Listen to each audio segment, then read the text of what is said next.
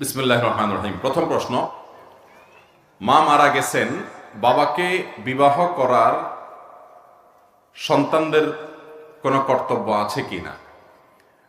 দরকারি প্রশ্ন ভাই।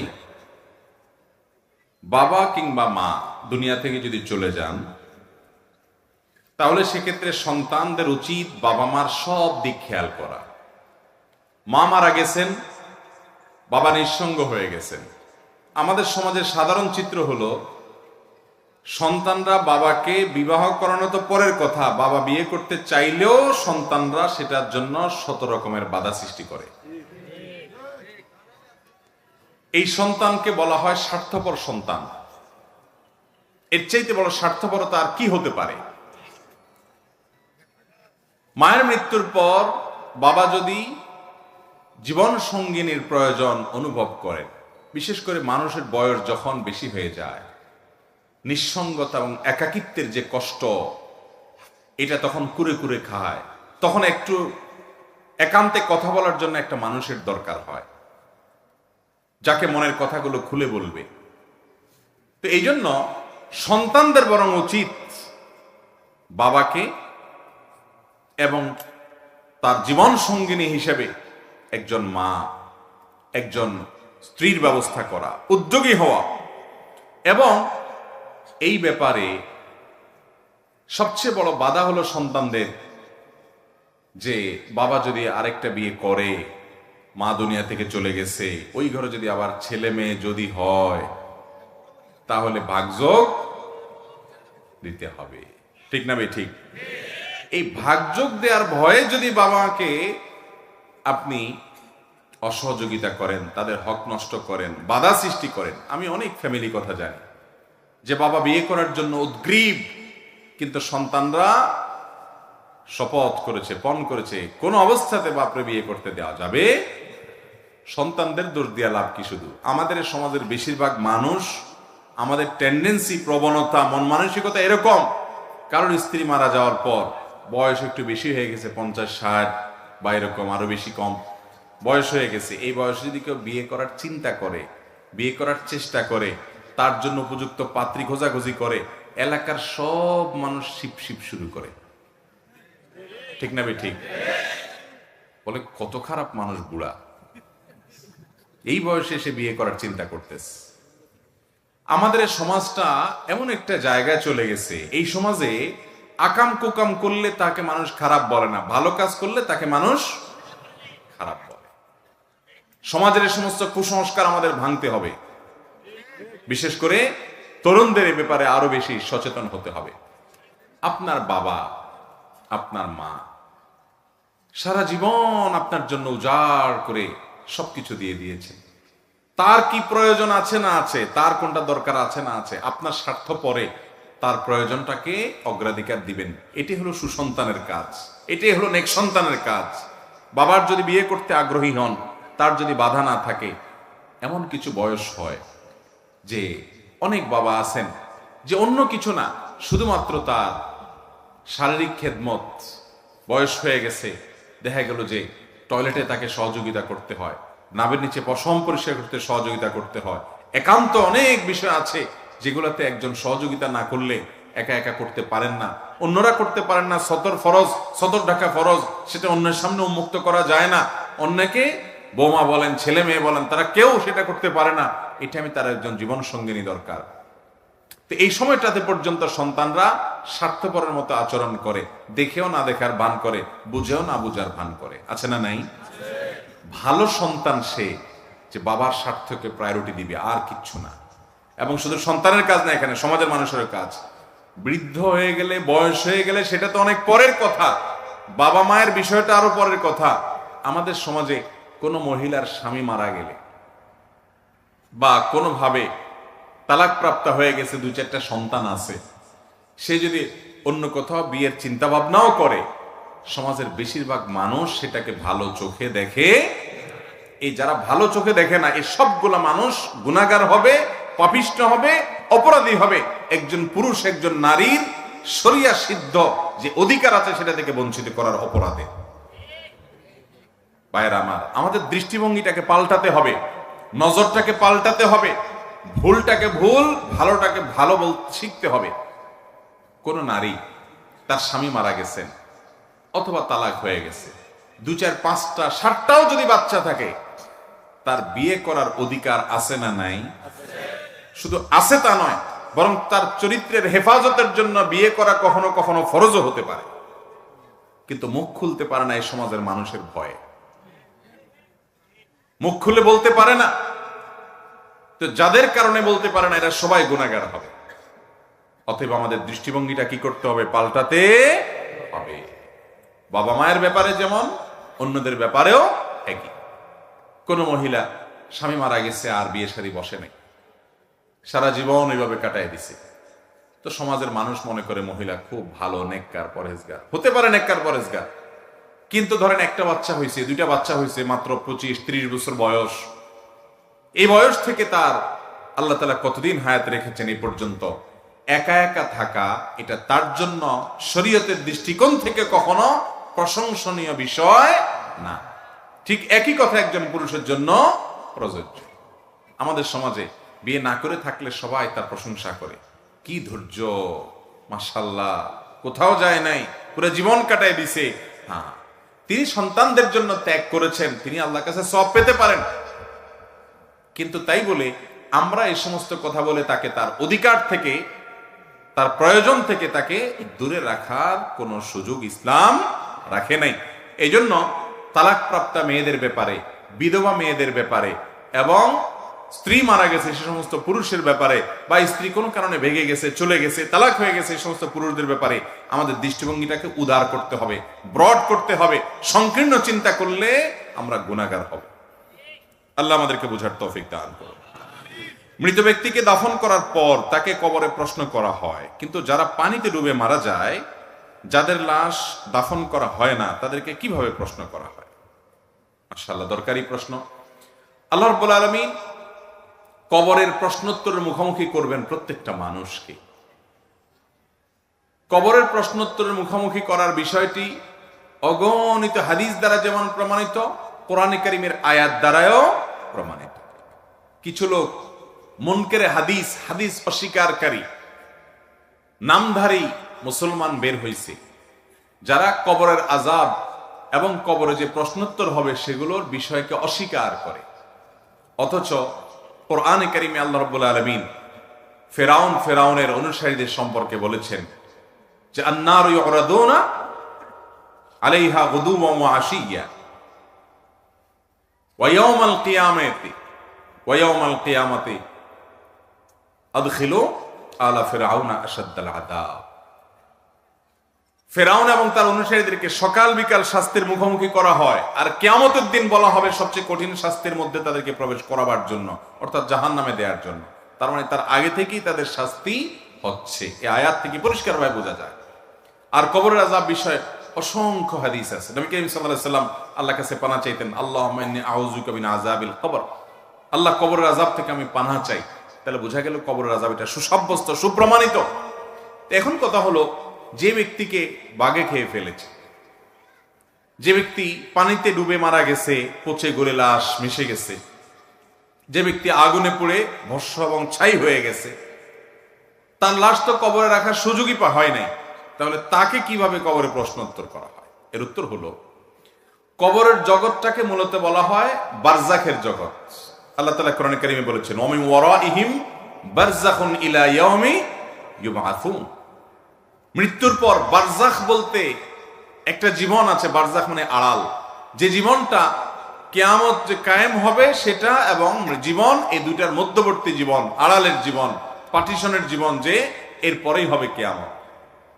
এই বারজাখী জীবন, এখানে মানুষের রূহ যে অবস্থায় থাকে, তার শরীরের ধ্বংসাবশেষ যে অবস্থায় থাকে, ধরেন একজন মানুষ পুড়ে ছাই হয়ে গেছে, একজন মানুষকে বাঘে খেয়ে ফেলেছে, সেখানে বাঘের শরীরের সাথে মিশে গেছে, সে যে অবস্থায় তার শরীর ধ্বংসাবশেষ থাকবে, ওই অবস্থায় ওই জায়গায় রূহ দিয়ে ওখানে আল্লাহ তাআলা কুদরতি ভাবে, অলৌকিক ভাবে, আমাদের দৃশ্যের বাইরে, দৃষ্টির বাইরে আল্লাহ তাআলা তাকে প্রশ্নোত্তরের মুখোমুখি করবেন। ওইটাই তার বারজাখী জীবন। যে কবরস্থ আছে তার কবরটা যেরকম বারজাখী জীবন, আর যে ব্যক্তি পানিতে পুড়ে পানিতে ডুবে আগুনে পুড়ে বিভিন্ন ভাবে ধ্বংস হয়ে গেছে, শেষ হয়ে গেছে, ওই ব্যক্তিকে ওই অবস্থায় তার ধ্বংসাবশেষটা যেটা আছে ওখানের মধ্যে রূহ দিয়ে, ওখানের মধ্যে প্রশ্নোত্তর, ওখানে আযাব বা শাস্তি সে অনুভব করবে, যেটা পৃথিবীর আমরা সাধারণ মানুষরা কেউ এই জগৎ থেকে সেটা ফিল বা অনুভব করতে পারবো না। কারণ ওই জগৎটাই হলো আলামুল গায়েব বা অদৃশ্যের জগৎ। অতএব দৃশ্যের জগতের সবকিছু সে অদৃশ্যের জগৎকে ফিল বা অনুভব করতে পারবে না, সেটাই স্বাভাবিক। কথা কি বুঝাতে পারছি? অতএব আলামুল গায়েব সম্পর্কে, অদৃশ্যের জগৎ সম্পর্কে আমরা কোরআন এবং হাদিসের আলোকে যেটুকু শুধুমাত্র প্রমাণিত এটুকু আমরা বলতে পারবো। ওখানে কিভাবে তার ধরন কিভাবে হয়, ডিটেইল বিস্তারিত বিবরণ আল্লাহ তাআলা একমাত্র ভালো জানেন। কারণ ইমানের গুরুত্বপূর্ণ একটা পাঠ হলো গায়েবের প্রতি, অদৃশ্যের প্রতি, কোরআন হাদিসে যেগুলো বলা আছে কিন্তু আমরা দেখি না, সেগুলোর প্রতি ঈমান আনা। সব কিছু যদি আমার চোখেই চলে আসে তারপরে আমি বিশ্বাস করি, এর বাইরে আমি কিছু বিশ্বাস না করি, আল্লাহর কাছে যদি আমার আস্থা এবং বিশ্বাসই না থাকে, তাহলে ঈমান আর থাকলো কোত্থেকে? এই জন্য ভাইরা আমার, আলামুল গায়েবের বিষয় সেটি হবে, সেটি নিশ্চিত। তার বিস্তারিত বিবরণ একমাত্র ইলম কার কাছে আছে? আল্লাহর কাছে আছে। যদি কোনো ব্যক্তি 4 রাকাত নামাজে প্রথম বৈঠক না করে দাঁড়িয়ে যায়, সেক্ষেত্রে করণীয় কি? 4 রাকাত নামাজের প্রথম বৈঠক অর্থাৎ দ্বিতীয় রাকাতের বৈঠকটা না করে কেউ ভুলে দাঁড়ায় গেল, এরকম যদি করে ফরজ নামাজে, তাহলে শেষে সেজদায়ে সাহু দিলেই হয়ে যাবে। যদি দাঁড়ায় গেছে তাহলে এখন আর উল্টা বসার দরকার আর নাই। আর যদি পুরোপুরি দাঁড়ায় নাই, মাত্র সেজদা থেকে ডাইরেক্ট উঠতে নিয়েছে, এর মধ্যে তার মনে পড়ে গেছে এখনো পুরোপুরি দাঁড়ায় নাই, বরং বসার দিকেই বেশি আছে, আধা দিয়ে আছে, তাহলে সেই অবস্থায় বসে যাবে আর শেষে সেজদায়ে সাহু দিয়ে দিবে, তাতে তার নামাজ হয়ে যাবে। আর যদি সে দাঁড়ায় যায় তারপরে মনে পড়ে, অনেক সময় দেখা যায় ইমাম সাহেব ভুলে দ্বিতীয় রাকাতে দাঁড়ায় গেছে, পেছন থেকে মুক্তাদি লোকমা দিছেন, তো লোকমা দিলে তখন ইমাম সাহেব দাঁড়ায় যদি গিয়ে থাকেন আর বসতে যাবেন না, নামাজ শেষ করে ফেলবেন এবং শেষে সেজদায়ে সাহু দিবেন, নামাজ হয়ে যাবে। কথা কি বুঝাতে পারছি? এবং যদি বসার দিকে বেশি ঝোঁকা থাকে, ইমাম সাহেব এখনো পুরো উঠে নাই, বরং শরীরের ঝোঁক বেশি বসার দিকে আছে, ওই অবস্থায় কোনো মুক্তাদি লোকমা দিছে, তাহলে সাথে সাথে তিনি বসে যাবেন আর দাঁড়াবেন না। এরপরও যদি বললে দাঁড়ায় যায় তাহলে আর ব্যাক করবেন না, কারণ দ্বিতীয় রাকাতের বৈঠকটা ওয়াজিব আর শেষ বৈঠকটা ফরজ। বিধায় প্রথম বৈঠকটা ওয়াজিব যদি ছুটে যায়, সেজদায়ে সাহু দিলে নামাজ হয়ে যাবে। ইমাম সাহেবের ভুল হতে পারে কি পারে না? কিন্তু আমাদের দেশে ইমাম সাহেবের ভুল হলে আমরা মুক্তাদিরা এমন একটা ভাব ধরি যে ইমাম সাহেবের আবার ভুল হয়, তার মানে এই বেচারা নামাজে মনোযোগ নাই, এবং ইমাম সাহেবের বিরুদ্ধে বাজারে বাজারে দোকানে দোকানে ফিস ফিস ফিস ফিস শুরু হয়, আছে না নাই? এই জন্য রমজান মাসে খতম তারাবিতে অনেক হাফেজ দুইজনে চুক্তি করে নেয় যে আমার ভুল হলে তুমি চুপচাপ থাকবা, খবরদার, তোমার ভুল হলেও আমি কিচ্ছু বলবো না, চুপচাপ থাকবো। এই মুক্তাদিগুলো যেহেতু বেয়াড়া, এগুলো যদি কিচ্ছু বুঝে না, ভুল হলেই শুধু চিল্লাচিল্লি শুরু করে, হ্যাঁ হাফেজ সাহেবের ভুল হয়েছে, হাফেজ সাহেব ভালো না। এই জন্য আমরা এমন ভাবে তারাবি পড়বো যেটা টেরি পাবে না ভুলভাল কি হচ্ছে না হচ্ছে। পরবর্তীতে নামাজ শেষ হলে তুমি বলিও আমার কোথায় ভুল হয়েছে, পরের দিন আমি দরকার ঠিক করে দিব, তারপরে ভাই লোকমা দিব না আমরা একজন আরেকজন। এরকম চুক্তিতে অনেক হাফেজ সাহেবরা তারাবি শেষ করে শুধুমাত্র এই মুক্তাদিদের 1 ইঞ্চি বেশি বুঝার কারণে। সব জায়গায় বেশি বুঝলে লাভের চাইতে ক্ষতি বেশি হয়। ইমাম সাহেব বা হাফেজ সাহেবদের ভুল হতে পারে কি পারে না? খুবই স্বাভাবিক একটা ব্যাপার, খুব স্বাভাবিক। আরে আপনার ইমাম সাহেব তো পরের কথা, কাবার ইমাম, মসজিদে নববীর ইমামদের প্রায় সময় ভুল হয়। শুধু ভুল হয় না, এমন এমন ভুল হয় যে একবার তো আমার মনে আছে মসজিদুল হারামের কোন এক ইমাম, একটা ভুল হচ্ছে, পেছন থেকে আরেক ইমাম উনি লোকমা দিচ্ছেন, নরমাল 5 ওয়াক্ত নামাজেই, মাগরিবে বা এশা বা ফজর এরকম কোন একটা নামাজে, কেরাতে ভুল হচ্ছে, পিছন থেকে লোকমা দিচ্ছেন। উনি লোকমা দিচ্ছেন কিন্তু ইমাম সাহেব ধরতে পারতেছেন না, তারপরও তিনি আবারও চেষ্টা করতেছেন, আবার পিছন থেকে লোকমা দিচ্ছেন, ধরতে পারতেছেন না। কয়েক দফা এভাবে হয়েছে, তারপরে তিনি ধরতে পারছেন, এরপর তিনি নামাজ শেষ করে চলে গেছেন। আমাদের দেশে হলে এই ইমামের চাকরি আর জীবনেও যে 3 বার লোকমা দেওয়া লাগছে আপনারা, তাও ধরতে পারেন না, আপনি কেমন ইমাম? ভাইরা আমার, কাবার ইমাম তো পরের কথা। আমাদের নবীজি সাল্লাল্লাহু আলাইহি সাল্লাম, আল্লাহর নবী, একদিন তিনি নামাজের মধ্যে ভুলে আগে বসে গেছেন। সাহাবীরা ভয়ে পিছন থেকে লোকমা দেয় না, যে উনি তো আল্লাহর নবী, আল্লাহ তাআলা তাকে সরাসরি গাইড করে জিবরিল দিয়া। তাহলে 4 রাকাতের জায়গায় তিনি 3 রাকাতে বসে গেছেন, নিশ্চয়ই আল্লাহ তাআলার কোন নতুন বিধান হয়তো আসছে। সালাম ফেরানোর পর সাহাবীরা বললেন, ইয়া রাসূলুল্লাহ, আকুসিরাতিস সালাতু আম নাসিত, নামাজ কি আল্লাহ কমায় দিয়েছে না আপনি ভুলে গেছেন? নবী করিম সাল্লাল্লাহু আলাইহি ওয়াসাল্লাম বললেন, বাল নাসিত, না না আমি ভুলে গেছি বরং। এরপরে শুধরায় নিলেন। তাহলে আমাদের ইমাম সাহেবদের ভুল হওয়া স্বাভাবিক না অস্বাভাবিক? আমাদের দেশে মানুষের টেন্ডেন্সি হলো নিজে যত রকমের টাউট বাটপারগিরি সব করবে, আর আশা করে হুজুরটা হবে আস্ত একটা ফেরেশতা।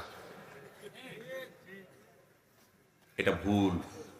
হুজুরও মানুষ, দিন শেষে ভুল হতেই পারে, এটাকে স্বাভাবিকভাবে নিতে হবে, এটাকে দোষের কিছু মনে করা যাবে না।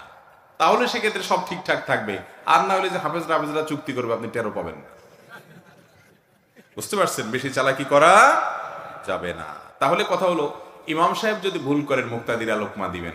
প্রায় সময় ভুল হতে পারে, কোনো দোষের কিছু নেই, কোনো দোষের কিছু নেই।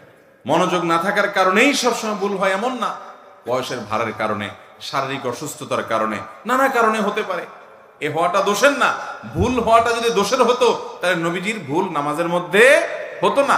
আল্লাহ তাআলা তার নবীজির ভুল হয়ে, ভুল করায়া নামাজের মধ্যে প্রমাণ করেছেন যে তোমাদের ইমামদের এরকম ভুল হতে।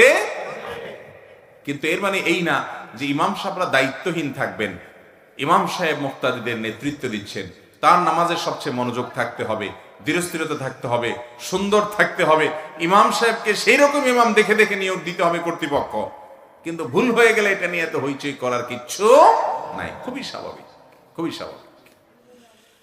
এরপরে প্রশ্ন হলো, কোন ব্যক্তি ইমানদার অবস্থায় সদকা জারিয়া করে মাঝখানে যদি শিরক করে, আবার তওবা করে ইমানদার হওয়ার পর ওই সদকায়ে জারিয়ার সওয়াব জারি থাকবে কিনা?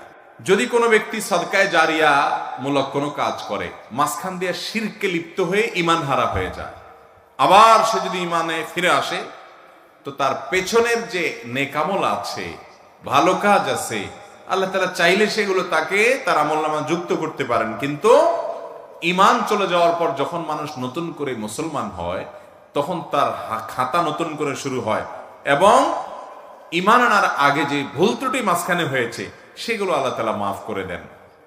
আল ইসলাম ইয়াহদিমু মা কানা ক্বাবলা, কারণ ইসলাম গ্রহণ করার আগে ভুলভাল কিছু হয়ে থাকলে সেগুলো আল্লাহ তাআলা মাফ করে দেয়। তবে কাফের থাকা অবস্থায় নেকামল করলে, ভালো কাজ করলে সেটা কাউন্ট হয় না, কারণ তার মধ্যে কি নাই? ঈমান নাই। তবে যদি কেউ আহলে কিতাব, ইহুদি বা খ্রিস্টান, সেখানে সেই ধর্মের উপরে তারা সঠিকভাবে থাকে, আল্লাহর নবী ঈসা বা মূসা আলাইহিস সালাম প্রতি ঈমান আনে, এবং তারপরে মুহাম্মদ সাল্লাল্লাহু আলাইহি ওয়াসাল্লাম প্রতি ঈমান আনে, আল্লাহ তাআলা কোরআনে কারীমে বলেছেন যে তাদের বিনিময় ডাবল দেওয়া হবে, সওয়াব দেওয়া হবে। কি? কারণ তারা আগের নবীর প্রতি ঈমান আনছে, পরের নবীর প্রতিও কি আনছে? ঈমান আনছে, যদি এরকম কোন আহলে কিতাব থাকে। এরপরে প্রশ্ন হলো, ফুটবল খেলা এবং দেখা জায়েজ আছে কিনা? ফুটবল খেলা এবং ফুটবল দেখা শর্ত সাপেক্ষে জায়েজ আছে, আবার শর্তের অনুপস্থিতিতে জায়েজ থাকবে না। আমরা অনেকে মনে করি খেলাধুলা বোধহয় ইসলামে হারাম। সব খেলাধুলা, আনন্দ বিনোদন, হাসি রসিকতা, এগুলো বলতো ইসলামে নাই। ইসলামে শুধু নামাজ কালাম আছে, রোজা আছে, জাকাত আছে, হজ আছে, ওয়াজ শোনো, ওয়াজ করো, গুরু গম্ভীর জিনিসপত্র আছে। আমাদের দুনিয়াতে বেঁচে থাকার জন্য একটু হাসি, একটু বিনোদন, একটু খেলা, একটু আনন্দ, এগুলোর দরকার আছে না নেই? এগুলো ছাড়া মানুষ বাঁচতে পারে? মানুষ তো সামাজিক প্রাণী, সামাজিক অনেক বিষয় যেরকম তাদের দরকার হয়, বিনোদনমূলক অনেক কিছুরও দরকার। সেই বিনোদনের সকল ব্যবস্থা ইসলামে আছে। ইসলামে কোনো কিছুর অভাব বা সংকট নাই। মুসলমান যথেষ্ট সমৃদ্ধ। অমুসলমানের কাছ থেকে ধার করে কোনো কালচার বা সংস্কৃতি আনার দরকার নেই। মুসলমানের নিজস্ব সংস্কৃতি স্বয়ং সম্পূর্ণ। যেমন আমাদের প্রিয় নবী সাল্লাল্লাহু আলাইহি ওয়াসাল্লাম, তিনি কবিতা আবৃত্তি করার জন্য অনুমতি দিতেন। তিনি নিজেও কবিতা আবৃত্তি করেছেন। খন্দকের যুদ্ধের সময়, পরীক্ষা খনন করার সময়, মসজিদে নববী নির্মাণের সময় এবং তাবুকের যুদ্ধের সময়, তাবুক নয়, আপনার হুনাইনের যুদ্ধের সময় তিনি কবিতা আবৃত্তি করেছেন। আনান নবিয়্যু লা কাযিব আনা ইবনু আব্দুল মুত্তালিব, তিনি কবিতা আবৃত্তি করেছেন। আল্লাহুম্মা ফিলিল আল্লাহুম্মা লা আইশা ইল্লা আইশাল আখিরা ফাগফির লিল আনসারি ওয়াল মুহাজিরা, এগুলো নবীজির কবিতা। কষ্টের সময় কষ্টের কাজ করলে কষ্ট দূর করার জন্য মানুষ দেখবেন শ্রমিকরা গান গেয়ে উঠে, আছে না? যে কষ্ট দূর করবার জন্য, হালকা করার জন্য আপনার খেতে খামারে কাজ করতেছে অনেকে, তো গান ধরে। এই গানের কথামালার মধ্যে যদি খারাপ কিছু না থাকে, এখন গান মানি তো দুই নম্বরই, গান মানে হলো যৌনতা, গান মানে হলো নোংরামি, অসভ্যতা বেশিরভাগ। কিন্তু গানের কথামালার মধ্যে যদি আমার রবের প্রশংসা থাকে, মা বাবার জন্য স্মৃতিচারণমূলক গান হয়, নিজের দেশ অঞ্চলকে ঘিরে কোনো গান হয়, তাহলে সে গানে ইসলামে কোনো নিষেধাজ্ঞা নাই, যদি সেখানে মিউজিক্যাল ইনস্ট্রুমেন্ট ব্যবহার না হয়। নবীজি সাল্লাল্লাহু আলাইহি ওয়াসাল্লাম করেছেন। সাহাবীদের মধ্যে হাসান ইবনে সাবিত রাদিয়াল্লাহু তাআলা আনহু করেছেন, তিনি অনুমোদন করেছেন। একবার নবী করিম সাল্লাল্লাহু আলাইহি ওয়াসাল্লামের বাসায় আম্মা জান আয়েশা রাদিয়াল্লাহু তাআলা আনহা বলছেন যে তিনি শুয়ে আছেন, দুইটা বাচ্চা মেয়ে গান করছে, গান ধরছে। আবু বকর রাদিয়াল্লাহু তাআলা ঢুকে বলতেছে, আরে নবীজির ঘরে বসে গান, ধমক দিছে। নবী করিম সাল্লাল্লাহু আলাইহি ওয়াসাল্লাম উঠে এসে বলছেন, দাও হুমা, তাদেরকে গান গাইতে দাও। খালি গলায় গান গাচ্ছে, এখানে কোনো মিউজিক বাদ্যযন্ত্র নাই, গানের কথার ভিতরে খারাপ কিছু নাই। গজল মানে খোলা গলা, খালি গলার সঙ্গীত যেটাকে বলেন, যেখানে খারাপ কিছু নেই, সেটা তারা গাচ্ছে, কোনো অসুবিধা নেই। এখন গান তো মানেই হলো প্রেম প্রীতি। এখন গান মানেই কি? আরে প্রেম প্রীতি নামে অবৈধ যত সম্পর্ক আছে, এগুলোর যত গান আছে, এগুলোও দেখেন, এগুলো মানুষকে আরো অশান্তিতে নিয়ে যায়, এগুলো শান্তি দিতে পারে না। এই জন্য প্রেম প্রীতির যত গান আছে দেখবেন, জ্বলে গেল রে, পুড়ে গেল রে, শেষ হয়ে গেলাম রে, মরে গেলাম রে, ওই কপাল পড়া আসলে শেষ হয়ে যায়, ধ্বংস হয়ে যায়, ওর দুনিয়া বরবাদ, আখিরাতও বরবাদ। কিন্তু আপনি যদি আল্লাহর প্রশংসায় গান গান, দেখবেন দিলটা ভালো লাগতেছে। আপনি যদি নবীর প্রশংসা, নবীর হামদ পড়েন, দেখবেন দিলটা ভালো লাগতেছে, আপনার মনটা ভালো লাগতেছে। এগুলো নিষেধ না, এই বিনোদন ইসলামে আছে। সেখানে মিউজিক থাকতে পারবে না, কথার মধ্যে গানের খারাপ কিছু থাকতে, ছেলেরা ছেলেদের মধ্যে গাইবে, মেয়েরা মেয়েদের মধ্যে গাইবে, বাচ্চারা যে কোনো জায়গায় গাইবে, বিয়ের অনুষ্ঠানে বিশেষ করে বাচ্চারা গাইবে, সেখানে মিউজিকের ব্যবহার থাকবে না। এখন তো আমরা মিউজিক দিয়ে ডেক সেট বাজাই, যেটা হারাম। ভাইরা আমার, খেলাধুলা হিসাবে ইসলামে নবী করিম সাল্লাল্লাহু আলাইহি ওয়াসাল্লাম একবার এক বাজারে গেলেন, যায় দেখলেন দুই দল তারা শুটিং প্রতিযোগিতা করতেছে, তীর মারার কম্পিটিশন করতেছে দুই দল। নবী করিম সাল্লাল্লাহু আলাইহি ওয়াসাল্লাম যে বললেন, আমি অমুক দলের পক্ষে আছি, দাও তোমরা খেলা চালাও। তখন যে দলের পক্ষে উনি আছেন, ওই দল তো খুশি, কিন্তু বাকি বিপরীত দল যারা, তারা খেলা বন্ধ করে দিচ্ছে। নবী করিম সাল্লাল্লাহু আলাইহি ওয়াসাল্লাম বললেন, কি ব্যাপার, তোমরা খেলা বন্ধ করে দিলে কেন? বলে, ইয়া রাসূলুল্লাহ, আপনি ওই দলে আছেন, আপনি ওদের পক্ষে যখন আছেন, তখন ওই দিকে কিভাবে তীর মারি আমরা? তখন নবী করিম সাল্লাল্লাহু আলাইহি ওয়াসাল্লাম বললেন, ঠিক আছে, আমি দোনো দলের সাথে আছি, তোমরা খেলো, তারপরও তোমরা খেলো। এই তীর মারার প্রতিযোগিতা রাসূল আকরাম সাল্লাল্লাহু আলাইহি ওয়াসাল্লাম এলাও করেছেন। মসজিদে নববীর আঙ্গিনা ইথিওপিয়ান সাহাবীরা, নিগ্রো সাহাবীরা খেলাধুলা করছে। আম্মা জান আয়েশা বলেন, আমাকে একটু নিয়ে যান, আমি দেখবো। তাহলে ভাইরা আমার, যদি কোনো যুবক, যে কোনো বয়সের মানুষ ফুটবল খেলে, সেই ফুটবল খেলা যদি সতর ঢাকা থাকে, সেখানে যদি একদল আরেক দলের কোনো টাকা পয়সা লেনদেন না করে, নিজেদের মধ্যে আদান প্রদান না করে, জুয়া যদি না থাকে, এটা শুধু শারীরিক কসরতের জন্য হয়, যে আমার শারীরিক ব্যায়াম হবে, মানসিক ফুর্তি হবে, এই ধরনের খেলাধুলা খেলা জায়েজ আছে, এবং এটা দেখাও কি আছে। কিন্তু টেলিভিশনে যে খেলা আপনি দেখেন, সেখানে শুধু খেলাও দেখেন না, আরো কিছু দেখেন, বরং খেলার চাইতে অখেলাই। এরপরে সেখানে আপনি সতর মুক্ত করা হয়, সেটি দেখতে হয় আপনাকে, হারামের দিকে দৃষ্টিপাত করতে হয় আপনাকে। সেটা আপনার সালাত থেকে আপনার মনোযোগ নষ্ট করে দেয়। রাত বিরাত নাই, রাত 1টা বাজে, 12টা বাজে, দেশের লক্ষ লক্ষ হাজার হাজার যুবক জেগে থাকে, তার পছন্দ দল খেলবে রাত 1টা বাজে, 2টা বাজে, 3টা বাজে, অথচ এই যুবকই জীবনে কোনোদিন তাহাজ্জুদের জন্য একটি বারের জন্য ভোর রাতে অপেক্ষা করে নাই। কি জবাব হবে আল্লাহর কাছে? এত আবেগ তোমার বুকে, এত ভালোবাসা, ওই ইহুদি খ্রিস্টানের জন্য, তার খেলা দেখার জন্য এত ভালোবাসা দিলা, রাতভর জায়গায় বসে রইলা, আল্লাহর হুকুম মানার জন্য কয় রাত জাগছো জীবনে? কোনো মুখ আছে ভাইরা আমার?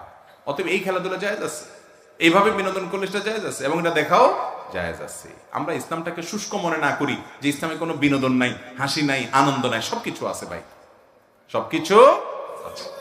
নবী করিম সাল্লাল্লাহু আলাইহি সাল্লাম কৌতুক করতেন, রসিকতা করতেন, কিন্তু রসিকতা করে মিথ্যা কথা বলতেন না। এখন তো যুবকরা কয়েকজন একসাথে হলে রসিকতা মানেই হলো সব 2 নম্বর কথা, খারাপ কথা, নোংরা কথা, বাজে কথা, বন্ধু বান্ধব মানেই হলো এটা। অথচ নবী করিম সাল্লাল্লাহু আলাইহি সাল্লাম একবার রসিকতা করে, মজা করে একজন সাহাবীকে বললেন, ও 2 কানওয়ালা এদিকে আসো। ডাক দিয়েছেন কি বলে?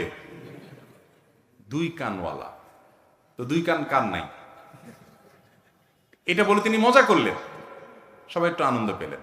তাহলে কথা দিয়ে কৌতুক করা যদি অসত্য না হয়, মিথ্যা না হয়, নবীজি মিথ্যা বলেন নাই, যা বলছেন সত্য, তার কান তো 2টাই আছে, কিন্তু মজা করলেন মাঝখান থেকে। ভাইরা আমার, অতএব এরকম আনন্দ বিনোদন করা কি আছে? তিনি একবার কোন এক সফরে আম্মাজান আয়েশা রাদিয়াল্লাহু তাআলা আনহা এবং অন্য সাহাবীরা সবাই ছিলেন, সবাইকে বললেন, সবাই দৌড়াদৌড়ি প্রতিযোগিতা করো, কম্পিটিশন করা, দৌড়াদৌড়ি, এটা এক ধরনের খেলা, দৌড়াদৌড়ি করো, কে আগে যেতে পারে, টার্গেট ঠিক করে দাও, রেসিং। এবং আয়েশা রাদিয়াল্লাহু তাআলাকে বললেন, আসো তুমি আমার সাথে কম্পিটিশন করো। তো একবার নবী করিম সাল্লাল্লাহু আলাইহি সাল্লাম আগায় গেছেন, আবার স্ত্রীকে জিতে দিয়েছেন, জিতে দিয়ে বলছেন আগেরটার বিনিময়ে এটা কাটাকাটি। তাহলে বোঝা গেল এই খেলাধুলাগুলো ইসলামে আছে না নাই? যুবকরা কোথায় যাচ্ছি, কোথায় যাচ্ছি আমরা? অমুসলিমদের কাছ থেকে ধার করার দরকার নেই, আমার ইসলামের সবকিছুই আছে, শুধু অনুসরণ করা দরকার। আল্লাহ আমাদের বোঝার তৌফিক দান করেন। এরপরে প্রশ্ন হলো, জান্নাত 8টি নাকি জান্নাতের দরজা 8টি? ভাই, জান্নাতের 8টি দরজা, 8টি স্তর, এটাকে যদি জান্নাত 8টি বলা হয় তাতেও কোনো অসুবিধা, কারণ জান্নাত কোরআনে কারিমে বহু বচন ব্যবহার করা হয়েছে, জান্নাত সমূহ। অতএব জান্নাত 8টি বললে কোনো অসুবিধা নাই। যদিও জান্নাত 8টি মানে হলো জান্নাতের স্তর, জান্নাতের যে মর্যাদা, ক্লাস, দরজা, সেটা কি 8টি। অতএব এটাকে 8টি জান্নাত বললেও কোনো অসুবিধা। এটা নিয়ে অনেকে দেখবেন অযথা বিতর্ক করে। একজন আদর্শবান দাঈ ইলাল্লাহ কি কি ভূমিকা রাখতে পারে সংক্ষিপ্ত আকারে জানাবেন।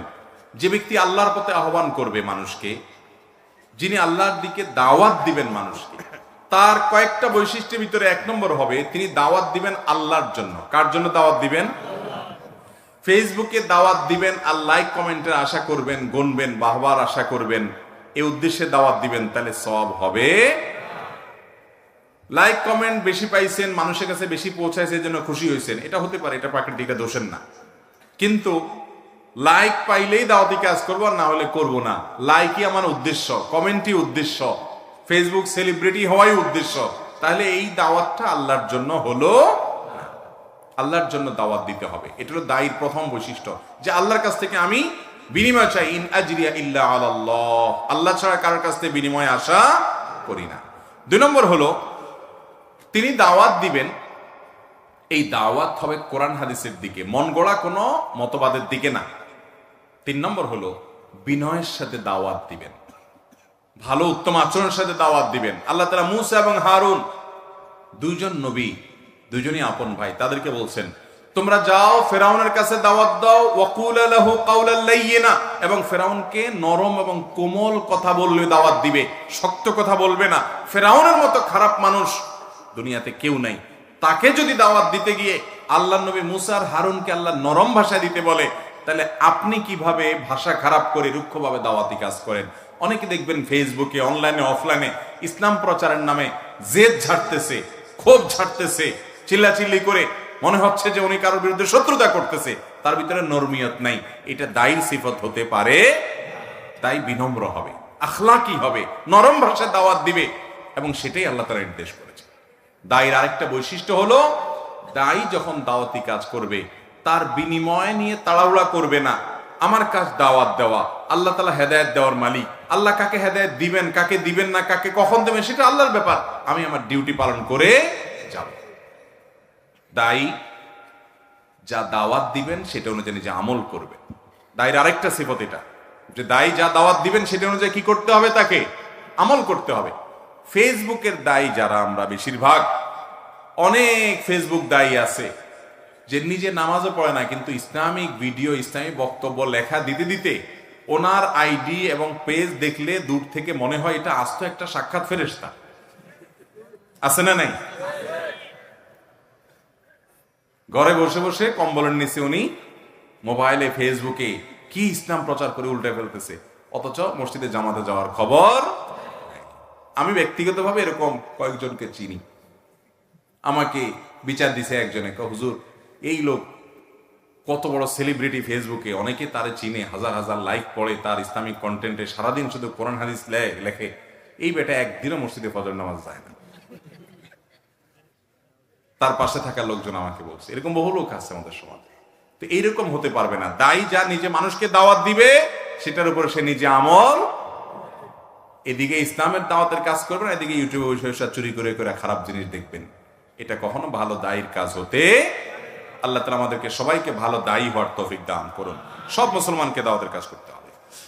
টাকার অভাবে একজন পার্টনার নিয়ে ব্যবসা শুরু করি, কিন্তু এখন টাকা ফেরত চাচ্ছে। টাকা ফেরত দিলে ব্যবসার ক্ষতি হচ্ছে, এমত অবস্থায় সুদী ব্যাংক থেকে লোন নিয়ে ব্যবসা করা যাবে কিনা?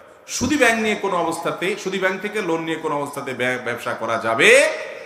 যদি মূলধন সহ চলে যাবে, কিন্তু ইমানদার কখনো সুদের কারবারে জড়াতে পারে। আল্লাহর জমিনে যত হারাম উপার্জন আছে, হারাম বক্ষণ আছে, এর মধ্যে সবচেয়ে ডেঞ্জারাস, সবচেয়ে ভয়াবহ হলো সুদের কারবার। সুদের কারবারের মতো ভয়াবহ আরেকটা আল্লাহর জমিনে। আপনি যদি 2 কেজি কুকুরের গোশত কিনেন খান, আপনি যদি 2 কেজি শুকরের গোশত রান্না করেন, ওইটাতে যত রকমের অপরাধ হবে, সুদের কারবারে জড়ালে তার চেয়ে বেশি অপরাধ হবে। আল্লাহ তাআলা কোরআনে কারীমে বলেছেন, ফাআযানু বিহারবিন মিনাল্লাহি ওয়া রাসূলি, তোমরা আল্লাহ এবং রাসূলের বিরুদ্ধে যুদ্ধের ঘোষণা নাও যারা সুদের কারবার করো। দেখতে এটা বোঝার উপায় নাই যে এটাতে খারাপ কি আছে, সে একটু সুদই তো খাইছে। সুদ এত ডেঞ্জারাস, আমাদের ঈমানকে শেষ করে, আখিরাতকে শেষ করে দেয়। নিজের মায়ের সাথে জিনা করা কত ডেঞ্জারাস অপরাধ, সুদের কারবার তার চাইতে মারাত্মক অপরাধ। ভাইরা আমার, সুদের কারবারের সাথে কোনো মুসলমান জড়াতে পারে না। এজন্য ব্যবসা যদি লস হয়, আল্লাহ ভরসা, আল্লাহ তাআলা আমাকে অন্য দিক থেকে পোষায় দেবেন, কিন্তু মুসলমান সুদে যেতে পারে না। কেউ 29 টাকা ফ্লেক্সি লোড দিয়ে 30 টাকা জমা দেয়, 1 টাকা দোকানদার আর ফেরত দেয় না। ওই 1 টাকার কি হবে, হালাল নাকি হারাম? এটার আগে অন্য কোথাও জানি কেউ প্রশ্ন করেছেন। তো এইরকম অফার গুলো মোবাইল কোম্পানি দেয়, 29 টাকা, 99 টাকা ইত্যাদি ইত্যাদি। দোকানদারের উচিত 1 টাকার কয়েন রাখা, যাতে করে 1 টাকা ফেরত দিতে পারে। আর যদি কাস্টমাররা সচরাচর কেউ এটা দাবি করে না, ছেড়ে দেয়, হাবভাব দেখে বোঝা যায় যে না 1 টাকার প্রতি টান নাই, নিতেও চায় না, তাহলে সেটা ভিন্ন কথা। কিন্তু দোকানদারের সদিচ্ছা থাকতে হবে। বিশেষ করে যদি 1 টাকার কয়েন না পাওয়া যায়, তার কাছে নাই, শেষ হয়ে যায়, সে কাস্টমারকে বলবো, ভাই 99 টাকা ভাঙতি দাও, আমার কাছে কিন্তু 1 টাকা নাই। এরপরে যদি কাস্টমার বলে যে না আমার 1 টাকার দাবিও নাই, তাহলে সেটা দোকানদারের জন্য হালাল। আবার অনেক সময় দেখা যায় কাস্টমারের হাবভাব দেখলে বোঝা যায় যে সে 1 টাকা দাবি, কারণ 100 টাকা দিয়ে চলে যাচ্ছে, তার মানে সে 1 টাকার দাবি করে না, তাহলে ভিন্ন কথা। কিন্তু দোকানদারের চেষ্টা থাকা উচিত যে অন্তত 1 টাকার কিছু কয়েন রাখি, তারপরে সেটা দিয়ে আমি তাকে ফেরত দেওয়ার চেষ্টা করি। চেষ্টাটা থাকা উচিত। চেষ্টাও নাই, আমি এমন ভাবে কৌশল করলাম, ভাই হয় 29 ভাঙতি দেন, আর না হলে আমার কাছে নাই, বাধ্য, আমি জানি এর কাছে ভাঙতি কোত্থেকে আসবে, তাহলে 1 টাকা ধুয়েই যাবে সে। এই চালাকি করা উচিত না। অন্যের টাকা, সেটা 1 টাকা কেন, 8 আনা হোক, সামান্য হোক, ইমানদার সেটা খেয়ে কখনো বড়লোক হবে এই চিন্তা করবে না। এই ছোট লোকের চিন্তা ইমানদারের মধ্যে থাকবে না। ভাই আপনার 1 টাকা আমার দরকার নাই, আমি যেটা পাচ্ছি কোম্পানি থেকে কমিশন যথেষ্ট, আলহামদুলিল্লাহ, আপনার 1 টাকা আপনি নিয়ে যান। এই জন্য কয়েন রেখে দেওয়ার চেষ্টা করতে হবে। কিন্তু এইরকম ভালো মানুষ আর এরকম ভালো দোকানদার পাওয়া এখন সোনার হরিণ। কিভাবে ফান্দে ফালাইয়া টাকা নিবে সেই বুদ্ধি করে কুল পায় না, আবার 1 টাকা ফেরত। এরপরে প্রশ্ন হলো, সামর্থ্য থাকা সত্ত্বেও কেউ যদি আমার পাওনা টাকা না দেয় এবং ক্ষমাও না চায়, তাহলে আমার কি করা উচিত? যদি কেউ সামর্থ্য থাকার পরও টাকা না দেয়, সে জালিম এবং অত্যাচারী। নবীজি সাল্লাল্লাহু আলাইহি ওয়াসাল্লাম বলেছেন মাতালুল গনি যুলমুন, যে টাকা পয়সা আছে, সামর্থ্য আছে, তারপরেও সে টালবাহানা করে, ঘুরায়, সে জুলুম করে, অবিচার করে, অত্যাচার করে, গুনাহগার হবে। সেজন্য আপনি একজন পাওনাদার হিসাবে তাকে আপনি চাইলে, আপনার শক্তি সামর্থ্য থাকলে জোর করে টাকা আদায় করতে পারবেন। সে অধিকার আপনাকে দিয়েছে ইসলাম। আইনের আশ্রয় নিয়ে বিচারের মুখোমুখি করে আপনার টাকা আপনি আদায় করতে পারবেন, সে অধিকার আপনার আছে। এটা করলে আপনার গুনাহ হবে না। আর যদি আপনি বলেন যে না ঠিক আছে, আমি ছেড়ে দিলাম, আমার আশা নাই, মাফ করে দিলাম আল্লাহর জন্য, তাহলে আল্লাহর কাছে আপনি সওয়াব পাবেন। আর যদি আপনি জোর করে আদায় করার ক্ষমতাও নাই, আবার আপনি মাফও করতে চান না কারণ আপনার নিজেরও টাকা দরকার, তাহলে আপনি ঝুলায় রাখতে পারেন। সে যদি কখনো আল্লাহ তাকে হেদায়েত দেয়, সে ফেরত দেয়, দিবে, আর না দিলে কিয়ামতের ময়দানে আমি বুঝে নেব, সে অপেক্ষাও আপনার থাকতে পারে। এটাতে আপনার কোনো দোষের কিছু। অনেক ভাই আছেন বোনের হক মেরে দেয়, তো বোনরা জিজ্ঞাসা করেন আলেমদের কাছে যে আমাদের কি করা উচিত, বাবার সম্পদে, মায়ের সম্পদে আমার হক ভাইয়ে দেয় নাই, আমার কি করা উচিত। অনেক সময় অনেক বোন জিজ্ঞেস করে। একবার ডক্টর খন্দকার আব্দুল্লাহ জাহাঙ্গীর রহমাল্লাহকে কোন এক টেলিভিশন প্রোগ্রামে এরকম একটা প্রশ্ন করছে কোন এক বোন। তখন স্যার রহমাল্লাহ উত্তরে বলছিলেন যে আপনি বোন হিসাবে ভাইয়ের বিরুদ্ধে মামলা করে যেভাবে হোক আপনার প্রাপ্য আদায় করে নিবেন, এটা নিলে বরং আপনার ভাইয়ের প্রতি আপনার অনুগ্রহ হবে, মায়া দেখানো হবে। কেমনে মায়া দেখানো হলো? বলে কারণ এই যে হক সে মারছে, এই হক তার দেওয়া লাগবেই লাগবে, দুনিয়াতে না দিলেও আখিরাতের দেওয়াটা তো বড় কঠিন দেওয়া হবে। সেদিন তো সম্পদ আর থাকবে না, আমল দিয়ে দিতে হবে। তো তার চাইতে দুনিয়াতে যদি আপনি আইন আদালতের আশ্রয় নিয়ে আপনার হক আদায় করে নিতে পারেন, অন্তত আখিরাতে দেওয়া থেকে সে বাঁচবে। অতএব কোন দেনাদার সে বুঝতেছে না তার ভিতরে ইমানের দুর্বলতা আছে, আপনি যদি আদায় করে নেন সে অধিকার আপনার আছে, বরং এটা তার প্রতি এক ধরনের অনুগ্রহ যে কিয়ামতের ময়দানে দেয়া লাগলো না, দুনিয়াতে আদায় করে নিলেন। আর যদি আপনি মাফ করে দেন তাহলে তার কোনো কথাই নেই, আল্লাহর কাছে এটার জন্য অবশ্যই আপনি বিনিময় পাবেন। এরপরে প্রশ্ন হলো, বর্তমান সময়ে যোগোপযোগী অনেক উদ্যোগ নিয়েছে আসুন্নাহ ফাউন্ডেশন। আপনার উদ্যোগে যদি অনলাইনে আরবি ব্যাকরণ শিক্ষার কোর্সের ব্যবস্থা করতেন। আলহামদুলিল্লাহ অনেকেই করছেন, এটা আমাদের খুব একটা করার প্রয়োজন নাই, অনেক ভাইরা আগাচ্ছেন আলহামদুলিল্লাহ। পিতামাতা যদি আমাদের হারাম কাজে বাধ্য করে তাহলে আমাদের সন্তানদের তা পালন করতে হবে কি? মোটেই না।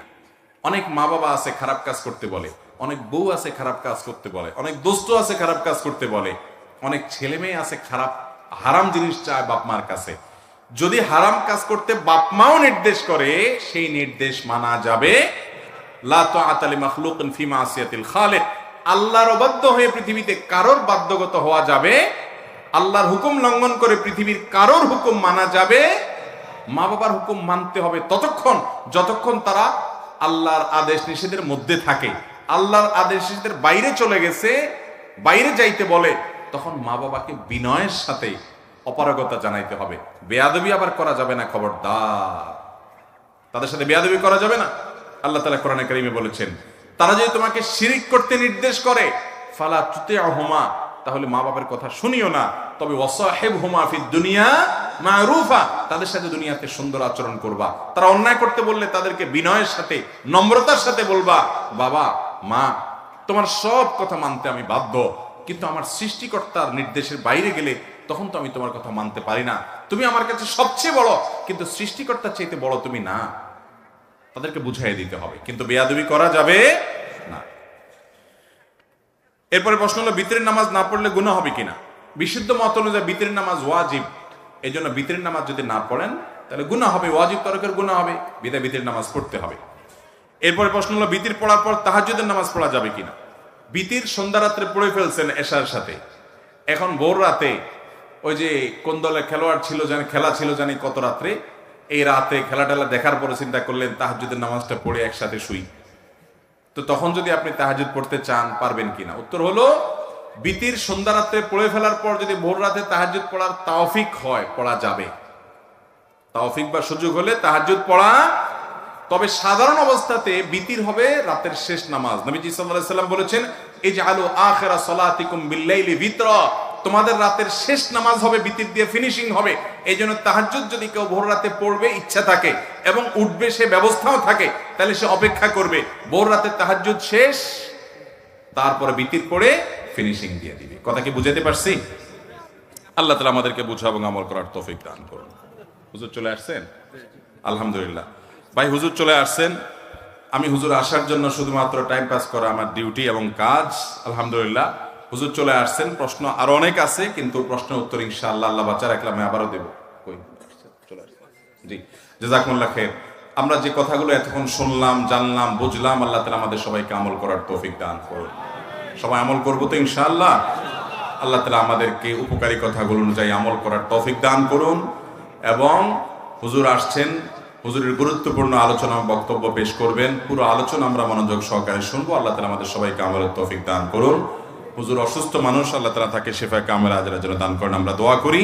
হাযা ওয়া উসাল্লি ওয়া উসাল্লিমু আলা নাবিয়িনা মুহাম্মদ ওয়া জাযাকুমুল্লাহু খাইরা। ওয়াসসালামু আলাইকুম ওয়া রাহমাতুল্লাহি ওয়া বারাকাতুহু।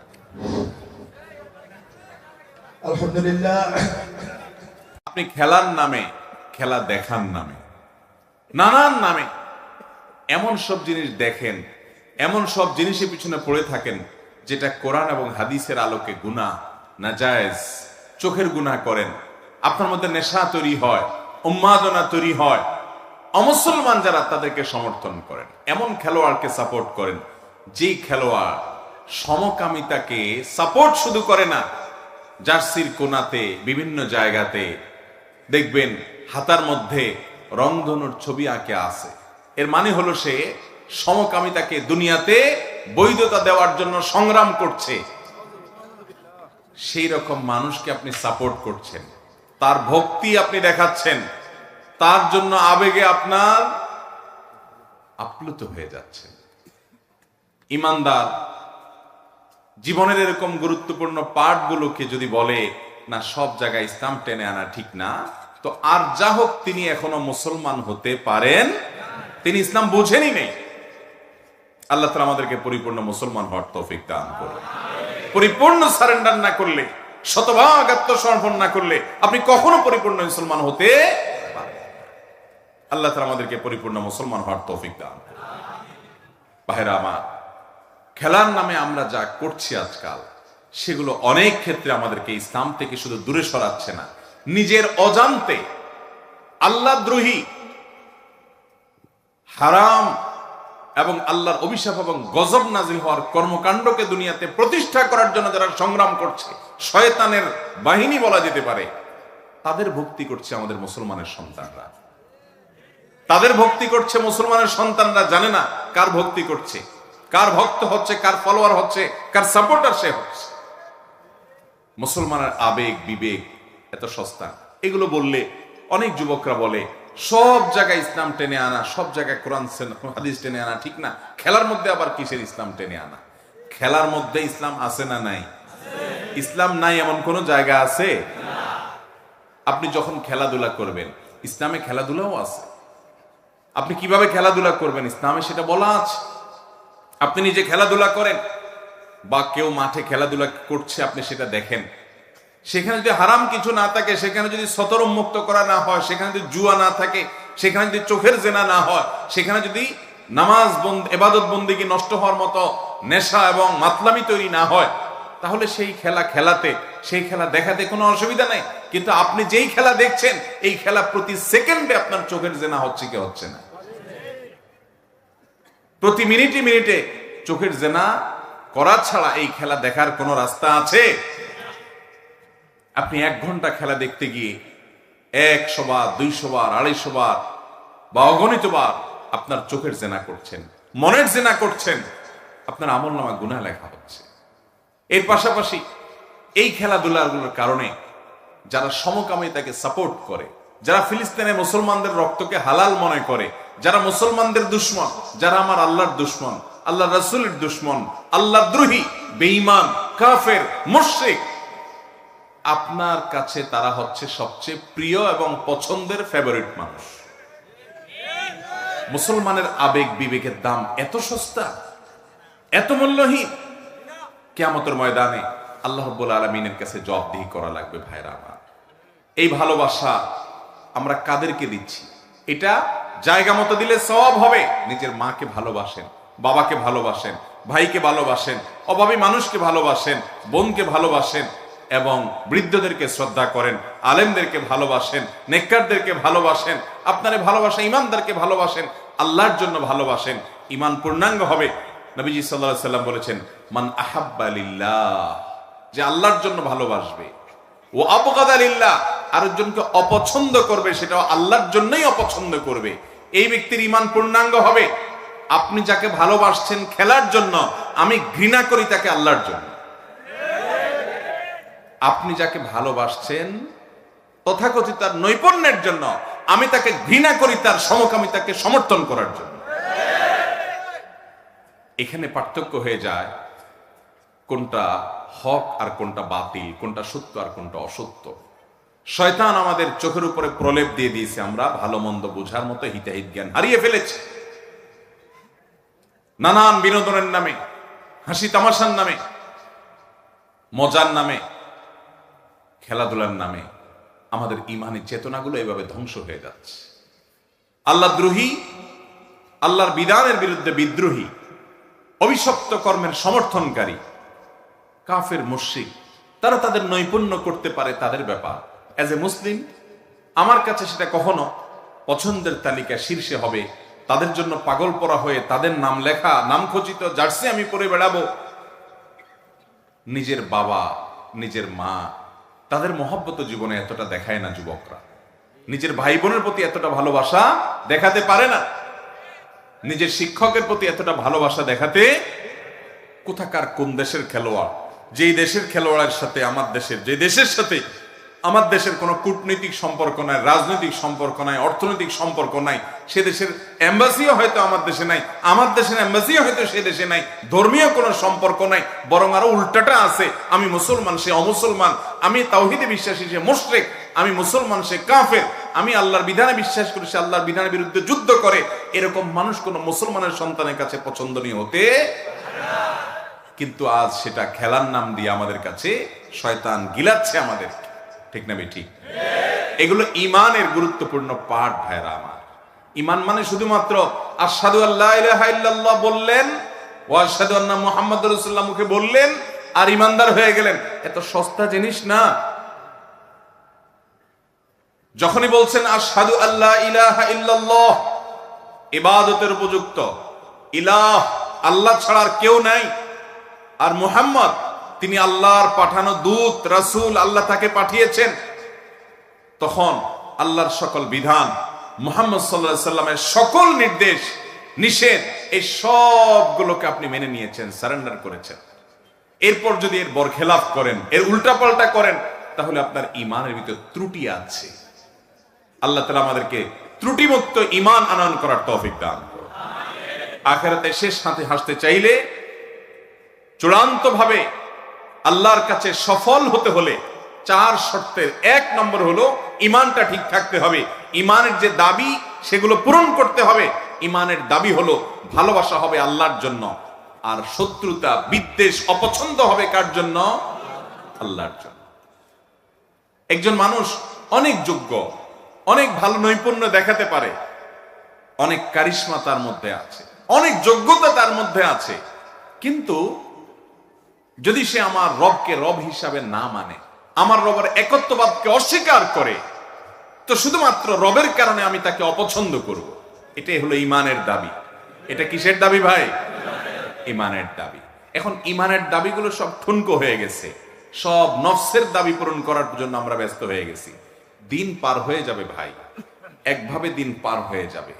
আপনি যে মাতলামি করছেন, আপনি যে উন্মাদনার মধ্যে আছেন, আপনি যে পাগলামির মধ্যে আছেন, দেখতে দেখতে এগুলো সবগুলো করতে করতে সময় পার হয়ে যাবে। একটা সময় আসবে যখন আফসোস করবেন, কিন্তু এই সময় ফিরে আর কোনোদিন আসবে। অতএব সময় থাকতে তওবা করব তো ইনশাআল্লাহ। আমাদের আবেগ, আমাদের ভালোবাসা জায়গা মতো ব্যবহার করতে হবে, অজায়গায় না। জায়গা মতো ব্যবহার করার অর্থ তো বুঝছেন। ভালোবাসবেন কাকে? আল্লাহকে, আল্লাহর রাসূলকে, সাহাবায়ে কেরামকে, জীবিত নেককারদেরকে, বাবা মাকে, ভালো মানুষদেরকে, ইমানদারকে। আমারে ভালোবাসা এটা কোনো বেঈমানের জন্য, কোনো আল্লাহদ্রোহীর জন্য কখনো রিজার্ভ বা বরাদ্দ হতে পারে। এটা ইমানের দাবি।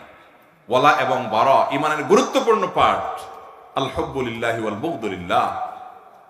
আল্লাহ তাআলা আমাদেরকে সেইরকম ঈমান আনার তৌফিক দান করুন। ঈমান বিরোধী কাজ থেকে আল্লাহ তাআলা আমাদেরকে হেফাজত করুন। ভাইরা আমার, তাহলে আখিরাতের সফলতার জন্য প্রথম শর্ত হলো ঈমান আনয়ন করা যথাযথভাবে। মুখে বললেই হবে না, ঈমানের দাবি পূরণ করে চলতে হবে। আর দ্বিতীয়ত হলো ভালো কাজ করা, মন্দ কাজ থেকে বেঁচে থাকা। দুনিয়ার সবচেয়ে বড়, সবচেয়ে গুরুত্বপূর্ণ ভালো কাজ হলো 5 ওয়াক্ত সালাত আদায় করা, 5 বার আল্লাহর দরবারে হাজিরা দেওয়া। এর চাইতে গুরুত্বপূর্ণ কোনো ভালো কাজ ইমানদারের কাছে নাই। এটা সবচেয়ে প্রায়োরিটি দিয়ে করা এবং সকল হারাম থেকে বেঁচে থাকা। আর নিজে একা করলে হবে না, অন্যকে দাওয়াত দিতে হবে, অন্যকে আহ্বান করতে হবে, ভালোর দিকে মানুষকে ডাকতে হবে এবং এই কাজ করতে গিয়ে কোনো বাধা আসলে সবর করতে হবে। আল্লাহ তাআলা এই চতুর্মুখী ভালো কাজ করার মাধ্যমে আখিরাতে কিয়ামতের ময়দানে আমাদেরকে শেষ হাসি হাসার তৌফিক দান করুন। সবাই চেষ্টা করব না ইনশাআল্লাহ। জাযাকুমুল্লাহু খায়রা ওয়া আখিরু দাওয়ানা আলহামদুলিল্লাহি রাব্বিল আলামিন। অনেকগুলো প্রশ্ন আছে, সেজন্য খুব বেশি দীর্ঘ আলোচনাতে আমি গেলাম না। আপনাদের প্রশ্নের বহরটা বেশ লম্বা চড়া, বিধে আমরা চেষ্টা করছি ইনশাআল্লাহ যতটুকু সম্ভব হয় সংক্ষেপে হলো প্রশ্ন উত্তর দেওয়া। ক্যামেরাম্যানরা বসে যান, দাঁড়াবেন না। বিসমিল্লাহির রহমানির রহিম। প্রথম প্রশ্ন, মা মারা গেছেন, বাবাকে বিবাহ করার সন্তানদের কোনো কর্তব্য আছে কিনা? দরকারি প্রশ্ন ভাই। বাবা কিংবা মা দুনিয়া থেকে যদি চলে যান, তাহলে সেক্ষেত্রে সন্তানদের উচিত বাবা মার সব দিক খেয়াল করা। মা মারা গেছেন, বাবা নিঃসঙ্গ হয়ে গেছেন। আমাদের সমাজের সাধারণ চিত্র হলো সন্তানরা বাবাকে বিবাহ করানো তো পরের কথা, বাবা বিয়ে করতে চাইলেও সন্তানরা সেটার জন্য 100 রকমের বাধা সৃষ্টি করে।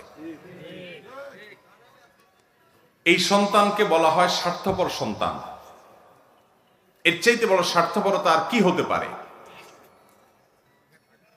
মায়ের মৃত্যুর পর বাবা যদি জীবন সঙ্গিনীর প্রয়োজন অনুভব করেন, বিশেষ করে মানুষের বয়স যখন বেশি হয়ে যায়, নিঃসঙ্গতা এবং একাকিত্বের যে কষ্ট, এটা তখন কুরে কুরে খায়, তখন একটু একান্তে কথা বলার জন্য একটা মানুষের দরকার হয়, যাকে মনের কথাগুলো খুলে বলবে।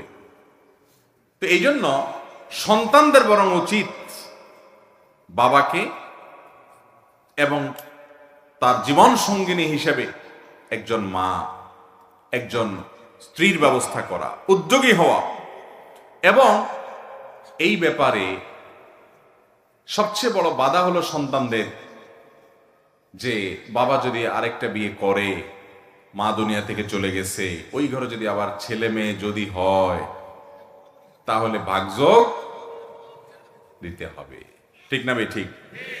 এই ভাগযোগ দেওয়ার ভয়ে যদি বাবাকে আপনি অসহযোগিতা করেন, তাদের হক নষ্ট করেন, বাধা সৃষ্টি করেন। আমি অনেক ফ্যামিলি কথা জানি যে বাবা বিয়ে করার জন্য উদ্গ্রীব, কিন্তু সন্তানরা শপথ করেছে, পণ করেছে, কোন অবস্থাতে বাপরে বিয়ে করতে দেওয়া যাবে।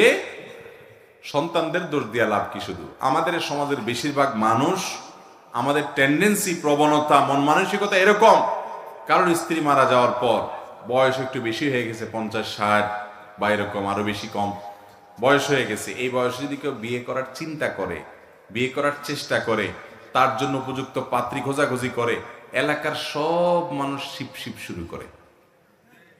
ঠিক না ভাই? ঠিক। বলে কত খারাপ মানুষ, বুড়া, এই বয়সে এসে বিয়ে করার চিন্তা করতেছে।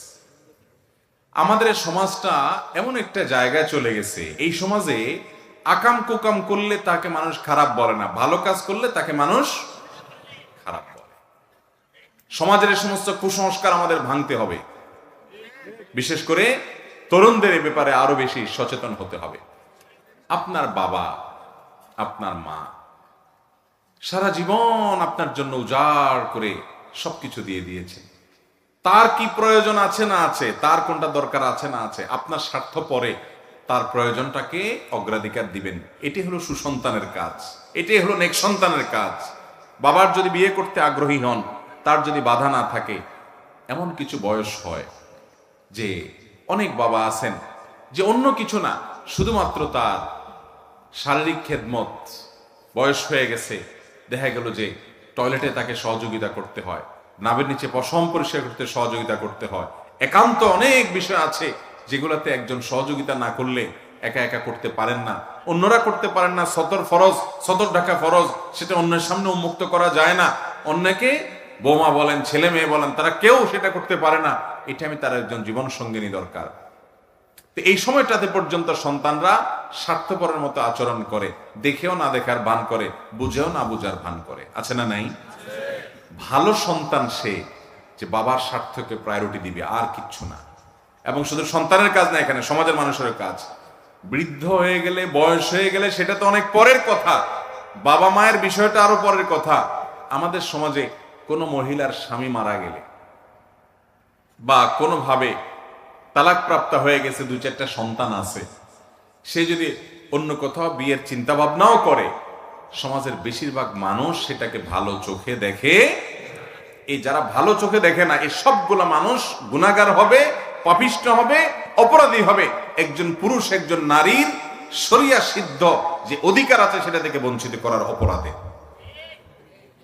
ভাইয়েরা আমার, আমাদের দৃষ্টিভঙ্গিটাকে পাল্টাতে হবে, নজরটাকে পাল্টাতে হবে, ভুলটাকে ভুল, ভালোটাকে ভালো বলতে শিখতে হবে।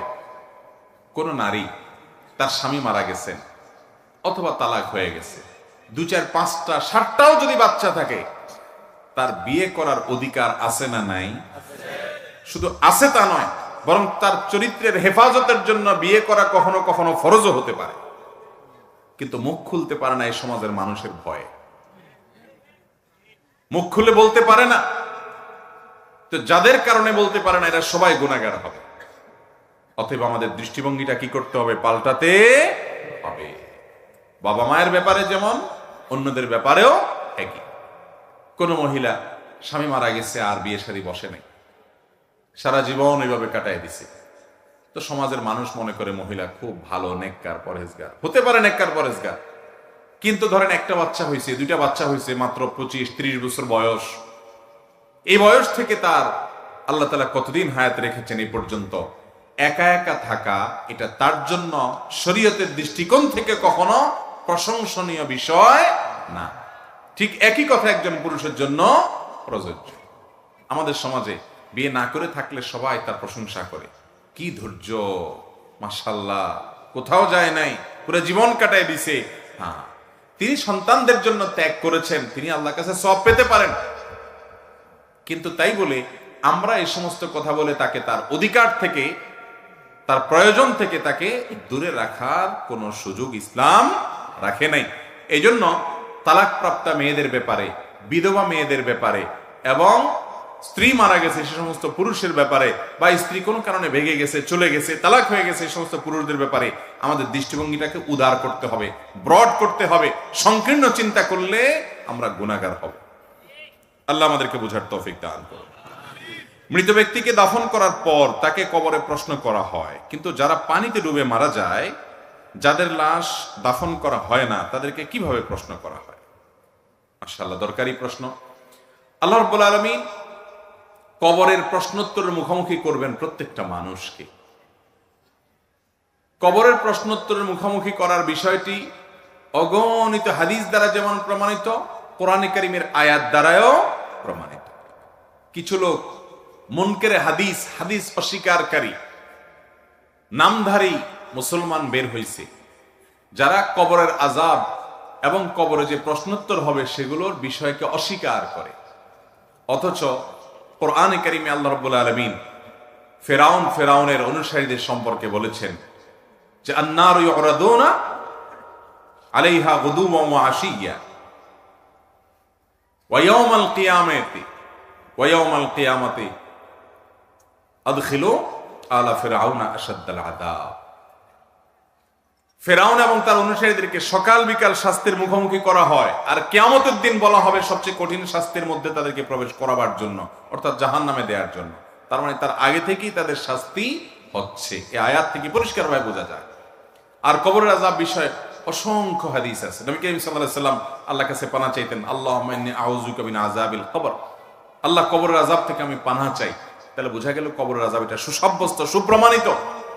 এখন কথা হলো, যে ব্যক্তিকে বাঘে খেয়ে ফেলেছে, যে ব্যক্তি পানিতে ডুবে মারা গেছে, পচে গলে লাশ মিশে গেছে, যে ব্যক্তি আগুনে পুড়ে ভস্ম এবং ছাই হয়ে গেছে, তার লাশ তো কবরে রাখার সুযোগই হয় নাই, তাহলে তাকে কিভাবে কবরে প্রশ্নোত্তর করা হয়? এর উত্তর হলো, কবরের জগৎটাকে মূলত বলা হয় বারজাখের জগৎ। আল্লাহ তাআলা কোরআনে কারীমে বলেছেন, ওয়া মিন ওয়ারাইহিম বারজাখুন ইলা ইয়াউমি ইউবআসুন। মৃত্যুর পর বারজাখ বলতে একটা জীবন আছে। বারজাখ মানে আড়াল, যে জীবনটা কিয়ামত যে কায়েম হবে সেটা, এবং জীবন, এই দুইটার মধ্যবর্তী জীবন, আড়ালের জীবন, পার্টিশনের জীবন, যে এরপরেই হবে কিয়ামত। এই বারজাখী জীবন, এখানে মানুষের রূহ যে অবস্থায় থাকে, তার শরীরের ধ্বংসাবশেষ যে অবস্থায় থাকে, ধরেন একজন মানুষ পুড়ে ছাই হয়ে গেছে, একজন মানুষকে বাঘে খেয়ে ফেলেছে, সেখানে বাঘের শরীরের সাথে মিশে গেছে, সে যে অবস্থায় তার শরীর ধ্বংসাবশেষ থাকবে, ওই অবস্থায় ওই জায়গায় রূহ দিয়ে ওখানে আল্লাহ তাআলা কুদরতি ভাবে, অলৌকিক ভাবে, আমাদের দৃশ্যের বাইরে, দৃষ্টির বাইরে আল্লাহ তাআলা তাকে প্রশ্নোত্তরের মুখোমুখি করবেন। ওইটাই তার বারজাখী জীবন। যে কবরস্থ আছে তার কবরটা যেরকম বারজাখী জীবন, আর যে ব্যক্তি পানিতে পুড়ে, আগুনে, পানিতে ডুবে আগুনে পুড়ে বিভিন্ন ভাবে ধ্বংস হয়ে গেছে, শেষ হয়ে গেছে, ওই ব্যক্তিকে ওই অবস্থায় তার ধ্বংসাবশেষটা যেটা আছে ওখানের মধ্যে রূহ দিয়ে, ওখানে মধ্যে প্রশ্নোত্তর, ওখানে আযাব বা শাস্তি সে অনুভব করবে, যেটা পৃথিবীর আমরা সাধারণ মানুষরা কেউ এই জগৎ থেকে সেটা ফিল বা অনুভব করতে পারবো না। কারণ ওই জগৎটাই হলো আলামুল গায়েব বা অদৃশ্যের জগৎ। অতএব দৃশ্যের জগতের সবকিছু সে অদৃশ্যের জগৎকে ফিল বা অনুভব করতে পারবে না, সেটাই স্বাভাবিক। কথা কি বুঝাতে পারছি? অতএব আলামুল গায়েব সম্পর্কে, অদৃশ্যের জগৎ সম্পর্কে আমরা কোরআন এবং হাদিসের আলোকে যেটুকু শুধুমাত্র প্রমাণিত, এটুকু আমরা বলতে পারবো। ওখানে কিভাবে, তার ধরন কিভাবে হয়, ডিটেইল বিস্তারিত বিবরণ আল্লাহ তাআলা একমাত্র ভালো জানেন। কারণ ইমানের গুরুত্বপূর্ণ একটা পাঠ হলো গায়েবের প্রতি, অদৃশ্যের প্রতি, কোরআন হাদিসে যেগুলো বলা আছে কিন্তু আমরা দেখি না, সেগুলোর প্রতি ঈমান আনা। সব কিছু যদি আমার চোখেই চলে আসে, তারপরে আমি বিশ্বাস করি, এর বাইরে আমি কিছু বিশ্বাস না করি, আল্লাহর কাছে যদি আমার আস্থা এবং বিশ্বাসই না থাকে, তাহলে ঈমান আর থাকলো কোত্থেকে? এই জন্য ভাইরা আমার, আলামুল গায়েবের বিষয় সেটি হবে, সেটি নিশ্চিত। তার বিস্তারিত বিবরণ একমাত্র ইলম কার কাছে আছে? আল্লাহর কাছে আছে। যদি কোনো ব্যক্তি 4 রাকাত নামাজে প্রথম বৈঠক না করে দাঁড়িয়ে যায়, সেক্ষেত্রে করণীয় কি? 4 রাকাত নামাজের প্রথম বৈঠক অর্থাৎ দ্বিতীয় রাকাতের বৈঠকটা না করে কেউ ভুলে দাঁড়ায় গেল, এরকম যদি করে ফরজ নামাজে, তাহলে শেষে সেজদায়ে সাহু দিলেই হয়ে যাবে। যদি দাঁড়ায় গেছে তাহলে এখন আর উল্টা বসার দরকার আর নাই। আর যদি পুরোপুরি দাঁড়ায় নাই, মাত্র সেজদা থেকে ডাইরেক্ট উঠতে নিয়েছে, এর মধ্যে তার মনে পড়ে গেছে, এখনো পুরোপুরি দাঁড়ায় নাই, বরং বসার দিকেই বেশি আছে, আধা দিয়ে আছে, তাহলে সেই অবস্থায় বসে যাবে আর শেষে সেজদায়ে সাহু দিয়ে দিবে, তাতে তার নামাজ হয়ে যাবে। আর যদি সে দাঁড়ায় যায়, তারপরে মনে পড়ে, অনেক সময় দেখা যায় ইমাম সাহেব ভুলে দ্বিতীয় রাকাতে দাঁড়ায় গেছে, পেছন থেকে মুক্তাদি লোকমা দিছেন, তো লোকমা দিলে তখন ইমাম সাহেব দাঁড়ায় যদি গিয়ে থাকেন আর বসতে যাবেন না, নামাজ শেষ করে ফেলবেন এবং শেষে সেজদায়ে সাহু দিবেন, নামাজ হয়ে যাবে। কথা কি বুঝাতে পারছি? এবং যদি বসার দিকে বেশি ঝোঁকা থাকে, ইমাম সাহেব এখনো পুরো উঠে নাই, বরং শরীরের ঝোঁক বেশি বসার দিকে আছে, ওই অবস্থায় কোনো মুক্তাদি লোকমা দিছে, তাহলে সাথে সাথে তিনি বসে যাবেন আর দাঁড়াবেন না। এরপরও যদি বলে দাঁড়ায় যায়, তাহলে আর ব্যাক করবেন না, কারণ দ্বিতীয় রাকাতের বৈঠকটা ওয়াজিব আর শেষ বৈঠকটা ফরজ। বিধায় প্রথম বৈঠকটা ওয়াজিব যদি ছুটে যায়, সেজদায়ে সাহু দিলে নামাজ হয়ে যাবে। ইমাম সাহেবের ভুল হতে পারে কি পারে না? কিন্তু আমাদের দেশে ইমাম সাহেবের ভুল হলে আমরা মুক্তাদিরা এমন একটা ভাব ধরি যে ইমাম সাহেবের আবার ভুল হয়, তার মানে এই বেচারা নামাজে মনোযোগ নাই, এবং ইমাম সাহেবের বিরুদ্ধে বাজারে বাজারে, দোকানে দোকানে ফিস ফিস ফিস ফিস শুরু হয়। আছে না নাই? এই জন্য রমজান মাসে খতম তারাবিতে অনেক হাফেজ দুইজনে চুক্তি করে নেয় যে আমার ভুল হলে তুমি চুপচাপ থাকবা, খবরদার। তোমার ভুল হলেও আমি কিচ্ছু বলবো না, চুপচাপ থাকবো। এই মুক্তাদিগুলা যেহেতু বেয়াড়া, এগুলো যদি কিচ্ছু বুঝে না, ভুল হলেই শুধু চিল্লাচিল্লি শুরু করে, হ্যাঁ হাফেজ সাহেবের ভুল হয়েছে, হাফেজ সাহেব ভালো না। এই জন্য আমরা এমন ভাবে তারাবি পড়বো যেটা টেরি পাবে না ভুলভাল কি হচ্ছে না হচ্ছে। পরবর্তীতে নামাজ শেষ হলে তুমি বলিও আমার কোথায় ভুল হয়েছে, পরের দিন আমি দরকার হলে ঠিক করে দিব। তারপরে ভাই লোকমা দিব না আমরা একজন আরেকজন। এরকম চুক্তিতে অনেক হাফেজ সাহেবরা তারাবি শেষ করে শুধুমাত্র এই মুক্তাদিদের 1 ইঞ্চি বেশি বুঝার কারণে। সব জায়গায় বেশি বুঝলে লাভের চাইতে ক্ষতি বেশি হয়। ইমাম সাহেব বা হাফেজ সাহেবদের ভুল হতে পারে কি পারে না? খুবই স্বাভাবিক একটা ব্যাপার, খুব স্বাভাবিক। আরে আপনার ইমাম সাহেব তো পরের কথা, কাবার ইমাম, মসজিদে নববীর ইমামদের প্রায় সময় ভুল হয়। শুধু ভুল হয় না, এমন এমন ভুল হয় যে একবার তো আমার মনে আছে মসজিদুল হারামের কোন এক ইমাম, একটা ভুল হচ্ছে, পিছন থেকে আরেক ইমাম উনি লোকমা দিচ্ছেন, নর্মাল 5 ওয়াক্ত নামাজেই, মাগরিবে বা এশা বা ফজর এরকম কোন একটা নামাজে কেরাতে ভুল হচ্ছে, পিছন থেকে লোকমা দিচ্ছেন। উনি লোকমা দিচ্ছেন কিন্তু ইমাম সাহেব ধরতে পারতেছেন না। তারপরও তিনি আবারও চেষ্টা করতেছেন, আবার পিছন থেকে লোকমা দিচ্ছেন, ধরতে পারতেছেন না। কয়েক দফা এভাবে হয়েছে, তারপরে তিনি ধরতে পারছেন, এরপর তিনি নামাজ শেষ করে চলে গেছেন। আমাদের দেশে এই ইমামের চাকরি আর জীবনেও যে 3 বার লোকমা দেওয়া লাগছে আপনারা, তাও ধরতে পারেন না, আপনি কেমন ইমাম? ভাইরা আমার, কাবার ইমাম তো পরের কথা। আমাদের নবীজি সাল্লাল্লাহু আলাইহি সাল্লাম, আল্লাহর নবী, একদিন তিনি নামাজের মধ্যে ভুলে আগে বসে গেছেন। সাহাবীরা ভয়ে পিছন থেকে লোকমা দেয় না, যে উনি তো আল্লাহর নবী, আল্লাহ তাআলা তাকে সরাসরি গাইড করে জিবরিল দিয়া। তাহলে 4 রাকাতের জায়গায় তিনি 3 রাকাতে বসে গেছেন, নিশ্চয়ই আল্লাহ তাআলার কোন নতুন বিধান হয়তো আসছে। সালাম ফেরানোর পর সাহাবীরা বললেন, ইয়া রাসূলুল্লাহ, আকুসিরাতিস সালাতু আম নাসিত, নামাজ কি আল্লাহ কমায় দিয়েছে না আপনি ভুলে গেছেন? নবী করিম সাল্লাল্লাহু আলাইহি সাল্লাম বললেন, বাল নাসিত, না না আমি ভুলে গেছি বরং। এরপরে শুধরায় নিলেন। তাহলে আমাদের ইমাম সাহেবদের ভুল হওয়া স্বাভাবিক না অস্বাভাবিক? আমাদের দেশে মানুষের টেন্ডেন্সি হলো নিজে যত রকমের টাউট বাটপারগিরি সব করবে, আর আশা করে হুজুরটা হবে আস্ত একটা ফেরেশতা। এটা ভুল। হুজুরও মানুষ, দিন শেষে ভুল হতেই পারে, এটাকে স্বাভাবিকভাবে নিতে হবে, এটাকে দোষের কিছু মনে করা যাবে না। তাহলে সেক্ষেত্রে সব ঠিকঠাক থাকবে। আর না হলে যে হাফেজরা চুক্তি করবে, আপনি টেরও পাবেন না। বুঝতে পারছেন? বেশি চালাকি করা যাবে না। তাহলে কথা হলো, ইমাম সাহেব যদি ভুল করেন, মুক্তাদিরা লোকমা দিবেন। প্রায় সময় ভুল হতে পারে, কোনো দোষের কিছু নেই, কোনো দোষের কিছু নেই। মনোযোগ না থাকার কারণেই সবসময় ভুল হয় এমন না, বয়সের ভারের কারণে, শারীরিক অসুস্থতার কারণে, নানা কারণে হতে পারে। এ হওয়াটা দোষের না। ভুল হওয়াটা যদি দোষের হতো, তাহলে নবীজির ভুল নামাজের মধ্যে হতো না। আল্লাহ তাআলা তার নবীজির ভুল হয়ে, ভুল করায়া নামাজের মধ্যে প্রমাণ করেছেন যে তোমাদের ইমামদের এরকম ভুল হতে। কিন্তু এর মানে এই না যে ইমাম সাহেবরা দায়িত্বহীন থাকবেন। ইমাম সাহেব মুক্তাদিদের নেতৃত্ব দিচ্ছেন, তার নামাজের সবচেয়ে মনোযোগ থাকতে হবে, ধীরস্থিরতা থাকতে হবে, সুন্দর থাকতে হবে। ইমাম সাহেবকে সেই রকম ইমাম দেখে দেখে নিয়োগ দিতে হবে কর্তৃপক্ষ। কিন্তু ভুল হয়ে গেলে এটা নিয়ে এত হইচই করার কিচ্ছু নাই, খুবই স্বাভাবিক, খুবই স্বাভাবিক। এরপরে প্রশ্ন হলো, কোন ব্যক্তি ইমানদার অবস্থায় সদকা জারিয়া করে মাঝখানে যদি শিরক করে, আবার তওবা করে ইমানদার হওয়ার পর ওই সদকায়ে জারিয়ার সওয়াব জারি থাকবে কিনা? যদি কোনো ব্যক্তি সদকায়ে জারিয়া মূলক কোনো কাজ করে, মাঝখান দিয়ে শিরকে লিপ্ত হয়ে ইমান হারা হয়ে যায়, আবার সে যদি ইমানে ফিরে আসে, তো তার পেছনের যে নেকামল আছে, ভালো কাজ আছে, আল্লাহ তাআলা চাইলে সেগুলো তাকে তার আমলনামা যুক্ত করতে পারেন। কিন্তু ইমান চলে যাওয়ার পর যখন মানুষ নতুন করে মুসলমান হয়, তখন তার খাতা নতুন করে শুরু হয়, এবং ইমান আনার আগে যে ভুল ত্রুটি মাঝখানে হয়েছে সেগুলো আল্লাহ তাআলা মাফ করে দেন।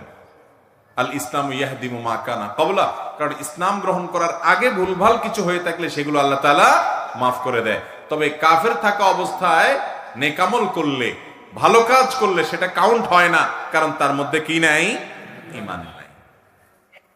তবে যদি কেউ আহলে কিতাব, ইহুদি বা খ্রিস্টান, সেখানে সেই ধর্মের উপরে তারা সঠিকভাবে থাকে, আল্লাহর নবী ঈসা বা মূসা আলাইহিস সালাম প্রতি ঈমান আনে এবং তারপরে মুহাম্মদ সাল্লাল্লাহু আলাইহি ওয়াসাল্লামের প্রতি ঈমান আনে, আল্লাহ তাআলা কোরআনে কারীমে বলেছেন যে তাদের বিনিময় ডাবল দেওয়া হবে, সওয়াব দেওয়া হবে। কি কারণ তারা আগের নবীর প্রতি ঈমান আনছে, পরের নবীর প্রতিও কি আনছে? ঈমান আনছে, যদি এরকম কোন আহলে কিতাব থাকে। এরপরে প্রশ্ন হলো, ফুটবল খেলা এবং দেখা জায়েজ আছে কিনা? ফুটবল খেলা এবং ফুটবল দেখা শর্ত সাপেক্ষে জায়েজ আছে, আবার শর্তের অনুপস্থিতিতে জায়েজ থাকবে না। আমরা অনেকে মনে করি খেলাধুলা বোধহয় ইসলামে হারাম। সব খেলাধুলা, আনন্দ বিনোদন, হাসি রসিকতা, এগুলো বলতো ইসলামে নাই। ইসলামে শুধু নামাজ কালাম আছে, রোজা আছে, জাকাত আছে, হজ আছে, ওয়াজ শোনো, ওয়াজ করো, গুরু গম্ভীর জিনিসপত্র আছে। আমাদের দুনিয়াতে বেঁচে থাকার জন্য একটু হাসি, একটু বিনোদন, একটু খেলা, একটু আনন্দ, এগুলোর দরকার আছে না নেই? এগুলো ছাড়া মানুষ বাঁচতে পারে? মানুষ তো সামাজিক প্রাণী, সামাজিক অনেক বিষয় যেরকম তাদের দরকার হয়, বিনোদনমূলক অনেক কিছুরও দরকার। সেই বিনোদনের সকল ব্যবস্থা ইসলামে আছে। ইসলামে কোনো কিছুর অভাব বা সংকট নাই। মুসলমান যথেষ্ট সমৃদ্ধ। অমুসলমানের কাছ থেকে ধার করে কোনো কালচার বা সংস্কৃতি আনার দরকার নেই। মুসলমানের নিজস্ব সংস্কৃতি স্বয়ং সম্পূর্ণ। যেমন আমাদের প্রিয় নবী সাল্লাল্লাহু আলাইহি ওয়াসাল্লাম, তিনি কবিতা আবৃত্তি করার জন্য অনুমতি দিতেন। তিনি নিজেও কবিতা আবৃত্তি করেছেন। খন্দকের যুদ্ধের সময়, পরীক্ষা খনন করার সময়, মসজিদে নববী নির্মাণের সময় এবং তাবুকের যুদ্ধের সময়, তাবুক নয়, আপনার হুনাইনের যুদ্ধের সময় তিনি কবিতা আবৃত্তি করেছেন। আনান নবিয়্যু লা কাযিব আনা ইবনু আব্দুল মুত্তালিব, তিনি কবিতা আবৃত্তি করেছেন। আল্লাহুম্মা ফিরলিল, আল্লাহুম্মা লা আইশা ইল্লা আইশাল আখিরা ফাগফির লিল আনসারি ওয়াল মুহাজিরা, এগুলো নবীজির কবিতা। কষ্টের সময় কষ্টের কাজ করলে কষ্ট দূর করার জন্য মানুষ দেখবেন শ্রমিকরা গান গেয়ে উঠে, আছে না? যে কষ্ট দূর করবার জন্য, হালকা করার জন্য আপনার খেতে খামারে কাজ করতেছে অনেকে, তো গান ধরে।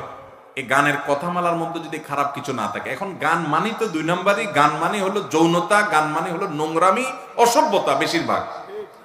কিন্তু গানের কথামালার মধ্যে যদি আমার রবের প্রশংসা থাকে, মা বাবার জন্য স্মৃতিচারণমূলক গান হয়, নিজের দেশ অঞ্চলকে ঘিরে কোনো গান হয়, তাহলে সে গানে ইসলামে কোনো নিষেধাজ্ঞা নাই, যদি সেখানে মিউজিক্যাল ইনস্ট্রুমেন্ট ব্যবহার না হয়। নবীজি সাল্লাল্লাহু আলাইহি ওয়াসাল্লাম করেছেন। সাহাবীদের মধ্যে হাসান ইবনে সাবিত রাদিয়াল্লাহু তাআলা আনহু করেছেন, তিনি অনুমোদন করেছেন। একবার নবী করিম সাল্লাল্লাহু আলাইহি ওয়াসাল্লামের বাসায় আম্মা জান আয়েশা রাদিয়াল্লাহু তাআলা আনহা বলছেন যে তিনি শুয়ে আছেন, দুইটা বাচ্চা মেয়ে গান করছে, গান ধরছে। আবু বকর রাদিয়াল্লাহু তাআলা ঢুকে বলতেছে, আরে নবীজির ঘরে বসে গান, ধমক দিছে। নবী করিম সাল্লাল্লাহু আলাইহি ওয়াসাল্লাম উঠে এসে বলছেন, দাও হোমা, তাদেরকে গান গাইতে দাও। খালি গলায় গান গাচ্ছে, এখানে কোনো মিউজিক বাদ্যযন্ত্র নাই, গানের কথার ভিতরে খারাপ কিছু নাই। গজল মানে খোলা গলা, খালি গলার সঙ্গীত যেটাকে বলেন, যেখানে খারাপ কিছু নাই, সেটা তারা গাচ্ছে, কোনো অসুবিধা নেই। এখন গান তো মানেই হলো প্রেম প্রীতি। এখন গান মানেই কি? আরে প্রেম প্রীতি নামে অবৈধ যত সম্পর্ক আছে, এগুলোর যত গান আছে, এগুলোও দেখেন, এগুলো মানুষকে আরো অশান্তিতে নিয়ে যায়, এগুলো শান্তি দিতে পারে না। এই জন্য প্রেম প্রীতির যত গান আছে দেখবেন, জ্বলে গেল রে, পুড়ে গেল রে, শেষ হয়ে গেলাম রে, মরে গেলাম রে, ওই কপাল পড়া আসলে শেষ হয়ে যায়, ধ্বংস হয়ে যায়, ওর দুনিয়া বরবাদ, আখিরাত তো বরবাদ। কিন্তু আপনি যদি আল্লাহর প্রশংসায় গান গান, দেখবেন দিলটা ভালো লাগতেছে। আপনি যদি নবীর প্রশংসা, নবীর হামদ পড়েন, দেখবেন দিলটা ভালো লাগতেছে, আপনার মনটা ভালো লাগতেছে। এগুলো নিষেধ না, এই বিনোদন ইসলামে আছে। সেখানে মিউজিক থাকতে পারবে না, কথার মধ্যে গানের খারাপ কিছু থাকতে, ছেলেরা ছেলেদের মধ্যে গাইবে, মেয়েরা মেয়েদের মধ্যে গাইবে, বাচ্চারা যে কোনো জায়গায় গাইবে, বিয়ের অনুষ্ঠানে বিশেষ করে বাচ্চারা গাইবে, সেখানে মিউজিকের ব্যবহার থাকবে না। এখন তো আমরা মিউজিক দিয়ে ডেক সেট বাজাই, যেটা হারাম। ভেরামা খেলাধুলা হিসাবে ইসলামে নবী করিম সাল্লাল্লাহু আলাইহি ওয়াসাল্লাম একবার এক বাজারে গেলেন, যায় দেখলেন দুই দল তারা শুটিং প্রতিযোগিতা করতেছে, তীর মারার কম্পিটিশন করতেছে দুই দল। নবী করিম সাল্লাল্লাহু আলাইহি ওয়াসাল্লাম যে বললেন, আমি অমুক দলের পক্ষে আছি, দাও তোমরা খেলা চালাও।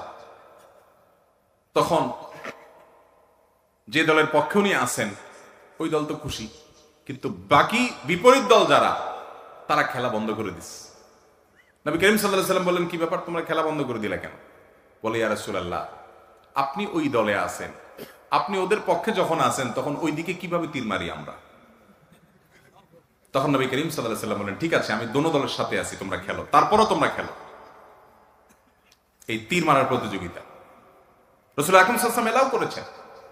মসজিদে নববীর আঙ্গিনা ইথিওপিয়ান সাহাবীরা, নিগ্রো সাহাবীরা খেলাধুলা করছে। আম্মা জান আয়েশা বলেন, আমাকে একটু নিয়ে যান, আমি দেখবো। তাহলে ভাইরা আমার, যদি কোনো যুবক, যে কোনো বয়সের মানুষ ফুটবল খেলে, সেই ফুটবল খেলা যদি সতর ঢাকা থাকে, সেখানে যদি একদল আরেক দলের কোনো টাকা পয়সা লেনদেন না করে, নিজেদের মধ্যে আদান প্রদান না করে, জুয়া যদি না থাকে, এটা শুধু শারীরিক কসরতের জন্য হয়, যে আমার শারীরিক ব্যায়াম হবে, মানসিক ফুর্তি হবে, এই ধরনের খেলাধুলা খেলা জায়েজ আছে এবং এটা দেখাও কি আছে। কিন্তু টেলিভিশনে যে খেলা আপনি দেখেন, সেখানে শুধু খেলাও দেখেন না, আরো কিছু দেখেন, বরং খেলার চাইতে অখেলাই। এরপরে সেখানে আপনি সতর উন্মুক্ত করা হয়, সেটি দেখতে হয় আপনাকে, হারামের দিকে দৃষ্টিপাত করতে হয় আপনাকে। সেটা আপনার সালাত থেকে আপনার মনোযোগ নষ্ট করে দেয়। রাত বিরাত নাই, রাত 1টা বাজে, 12টা বাজে, দেশের লক্ষ লক্ষ হাজার হাজার যুবক জেগে থাকে, তার পছন্দ দল খেলবে রাত 1টা বাজে, 2টা বাজে, 3টা বাজে। অথচ এই যুবকই জীবনে কোনোদিন তাহাজ্জুদের জন্য একটি বারের জন্য ভোর রাতে অপেক্ষা করে নাই। কি জবাব হবে আল্লাহর কাছে?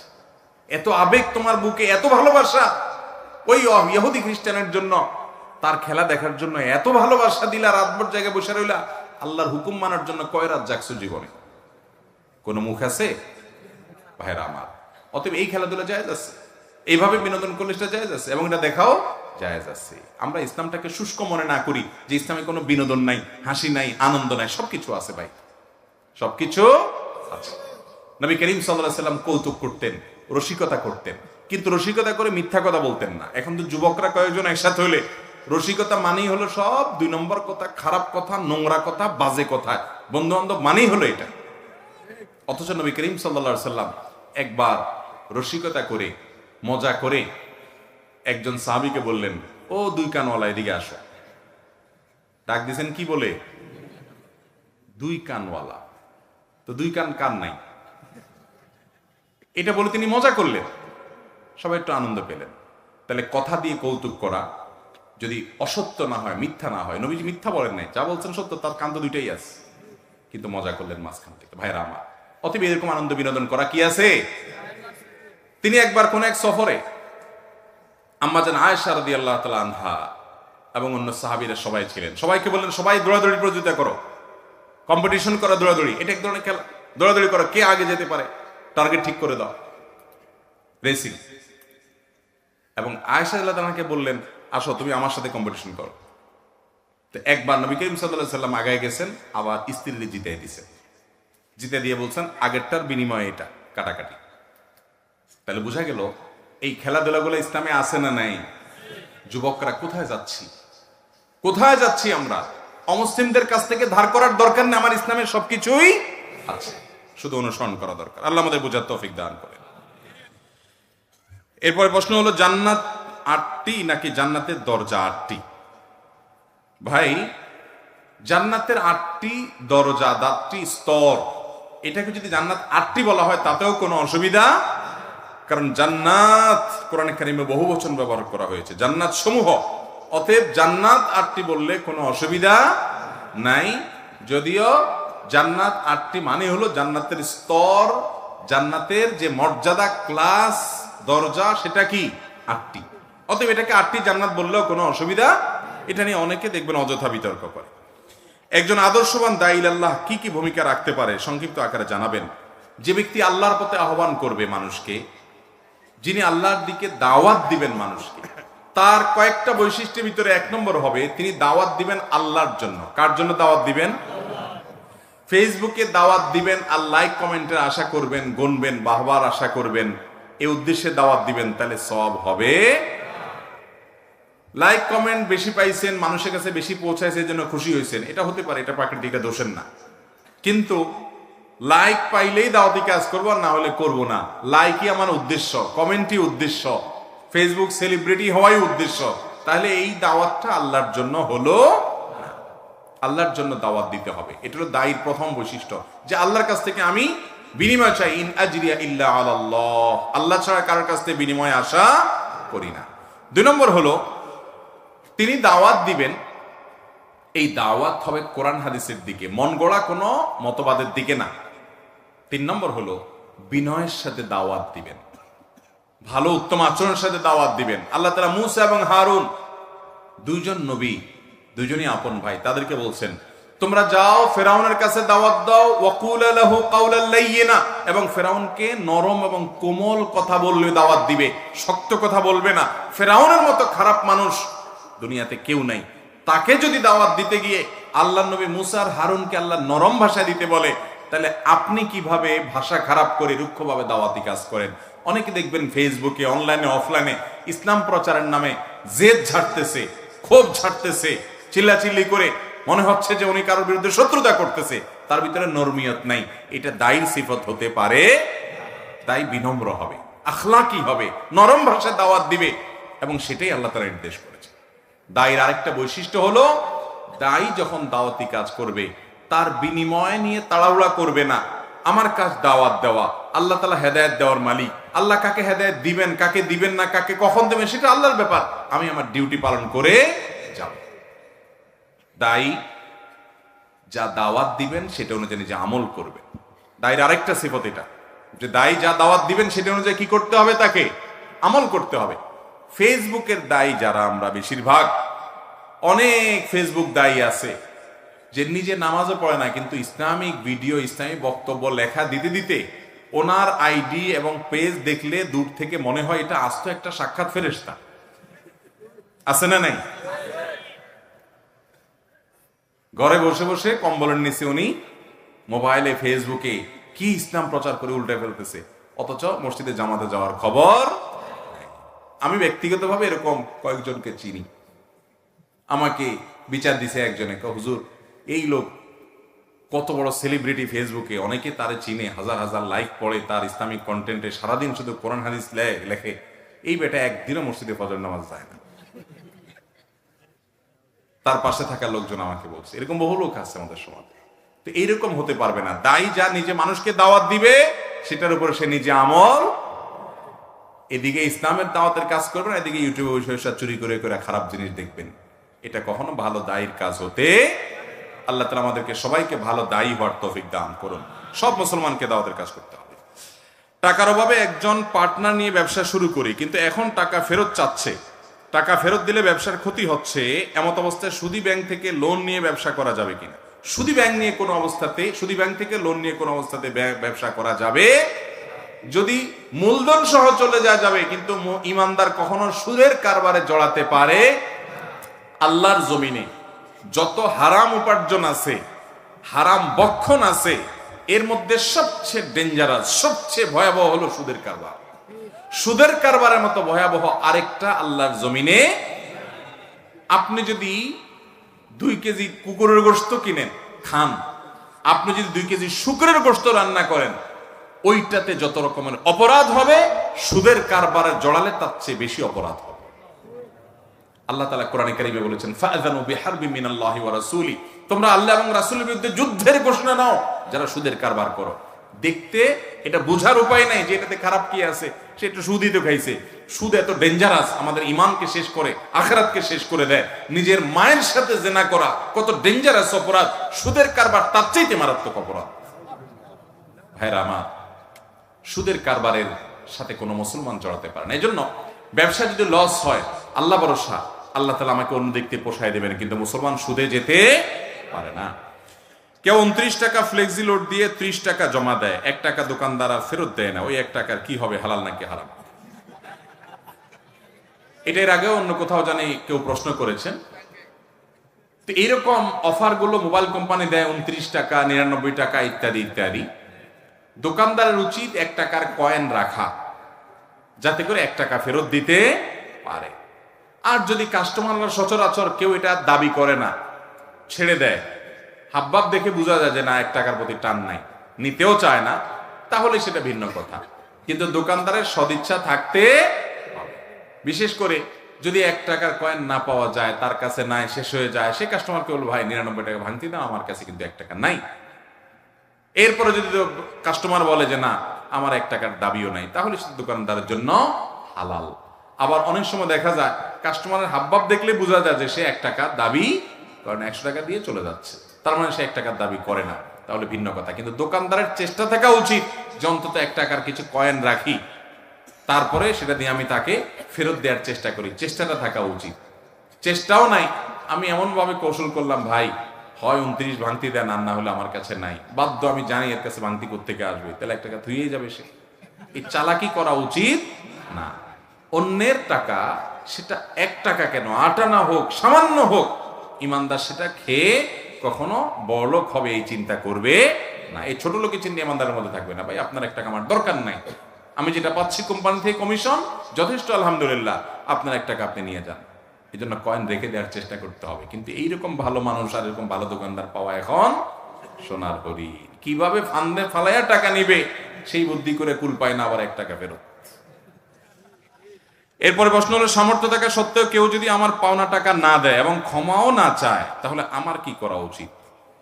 যদি কেউ সামর্থ্য থাকার পরও টাকা না দেয়, সে জালিম এবং অত্যাচারী। নবীজি সাল্লাল্লাহু আলাইহি সাল্লাম বলেছেন, মাতালুল গানি যুলমুন, যে টাকা পয়সা আছে, সামর্থ্য আছে, তারপরেও সে টালবাহানা করে, ঘুরায়, সে জুলুম করে, অবিচার করে, অত্যাচার করে, গুনাহগার হবে। সেজন্য আপনি একজন পাওনাদার হিসাবে তাকে আপনি চাইলে, আপনার শক্তি সামর্থ্য থাকলে জোর করে টাকা আদায় করতে পারবেন। সে অধিকার আপনাকে দিয়েছে ইসলাম। আইনের আশ্রয় নিয়ে বিচারের মুখোমুখি করে আপনার টাকা আপনি আদায় করতে পারবেন, সে অধিকার আপনার আছে। এটা করলে আপনার গুনাহ হবে না। আর যদি আপনি বলেন যে না ঠিক আছে আমি ছেড়ে দিলাম, আমার আশা নাই, মাফ করে দিলাম আল্লাহর জন্য, তাহলে আল্লাহর কাছে আপনি সওয়াব পাবেন।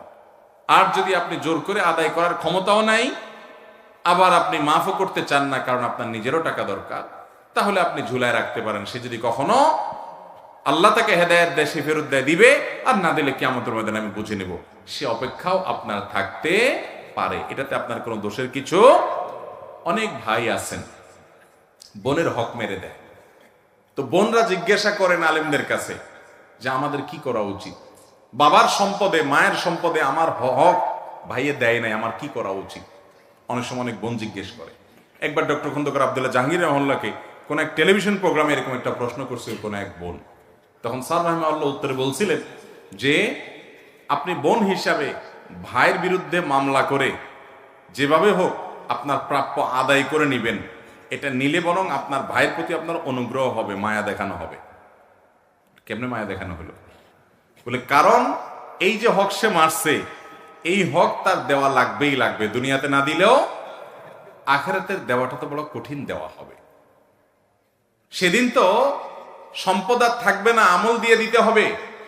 তো তার চাইতে দুনিয়াতে যদি আপনি আইন আদালতের আশ্রয় নিয়ে আপনার হক আদায় করে নিতে পারেন, অন্তত আখিরাতে দেওয়া থেকে সে বাঁচবে। অতএব কোন দেনাদার সে বুঝতেছে না তার ভিতরে ইমানের দুর্বলতা আছে, আপনি যদি আদায় করে নেন সে অধিকার আপনার আছে, বরং এটা তার প্রতি এক ধরনের অনুগ্রহ যে কিয়ামতের ময়দানে দেয়া লাগলো না, দুনিয়াতে আদায় করে নিলেন। আর যদি আপনি মাফ করে দেন তাহলে তার কোনো কথাই নেই, আল্লাহর কাছে এটার জন্য অবশ্যই আপনি বিনিময় পাবেন। এরপরে প্রশ্ন হলো, বর্তমান সময়ে যোগোপযোগী অনেক উদ্যোগ নিয়েছে আসুন্নাহ ফাউন্ডেশন। আপনার উদ্যোগে যদি অনলাইনে আরবি ব্যাকরণ শিক্ষার কোর্সের ব্যবস্থা করতেন। আলহামদুলিল্লাহ অনেকেই করছেন, এটা আমাদের খুব একটা করার প্রয়োজন নাই, অনেক ভাইরা আগাচ্ছেন আলহামদুলিল্লাহ। পিতামাতা যদি আমাদের হারাম কাজে বাধ্য করে তাহলে আমাদের সন্তানদের তা পালন করতে হবে কি? মোটেই না।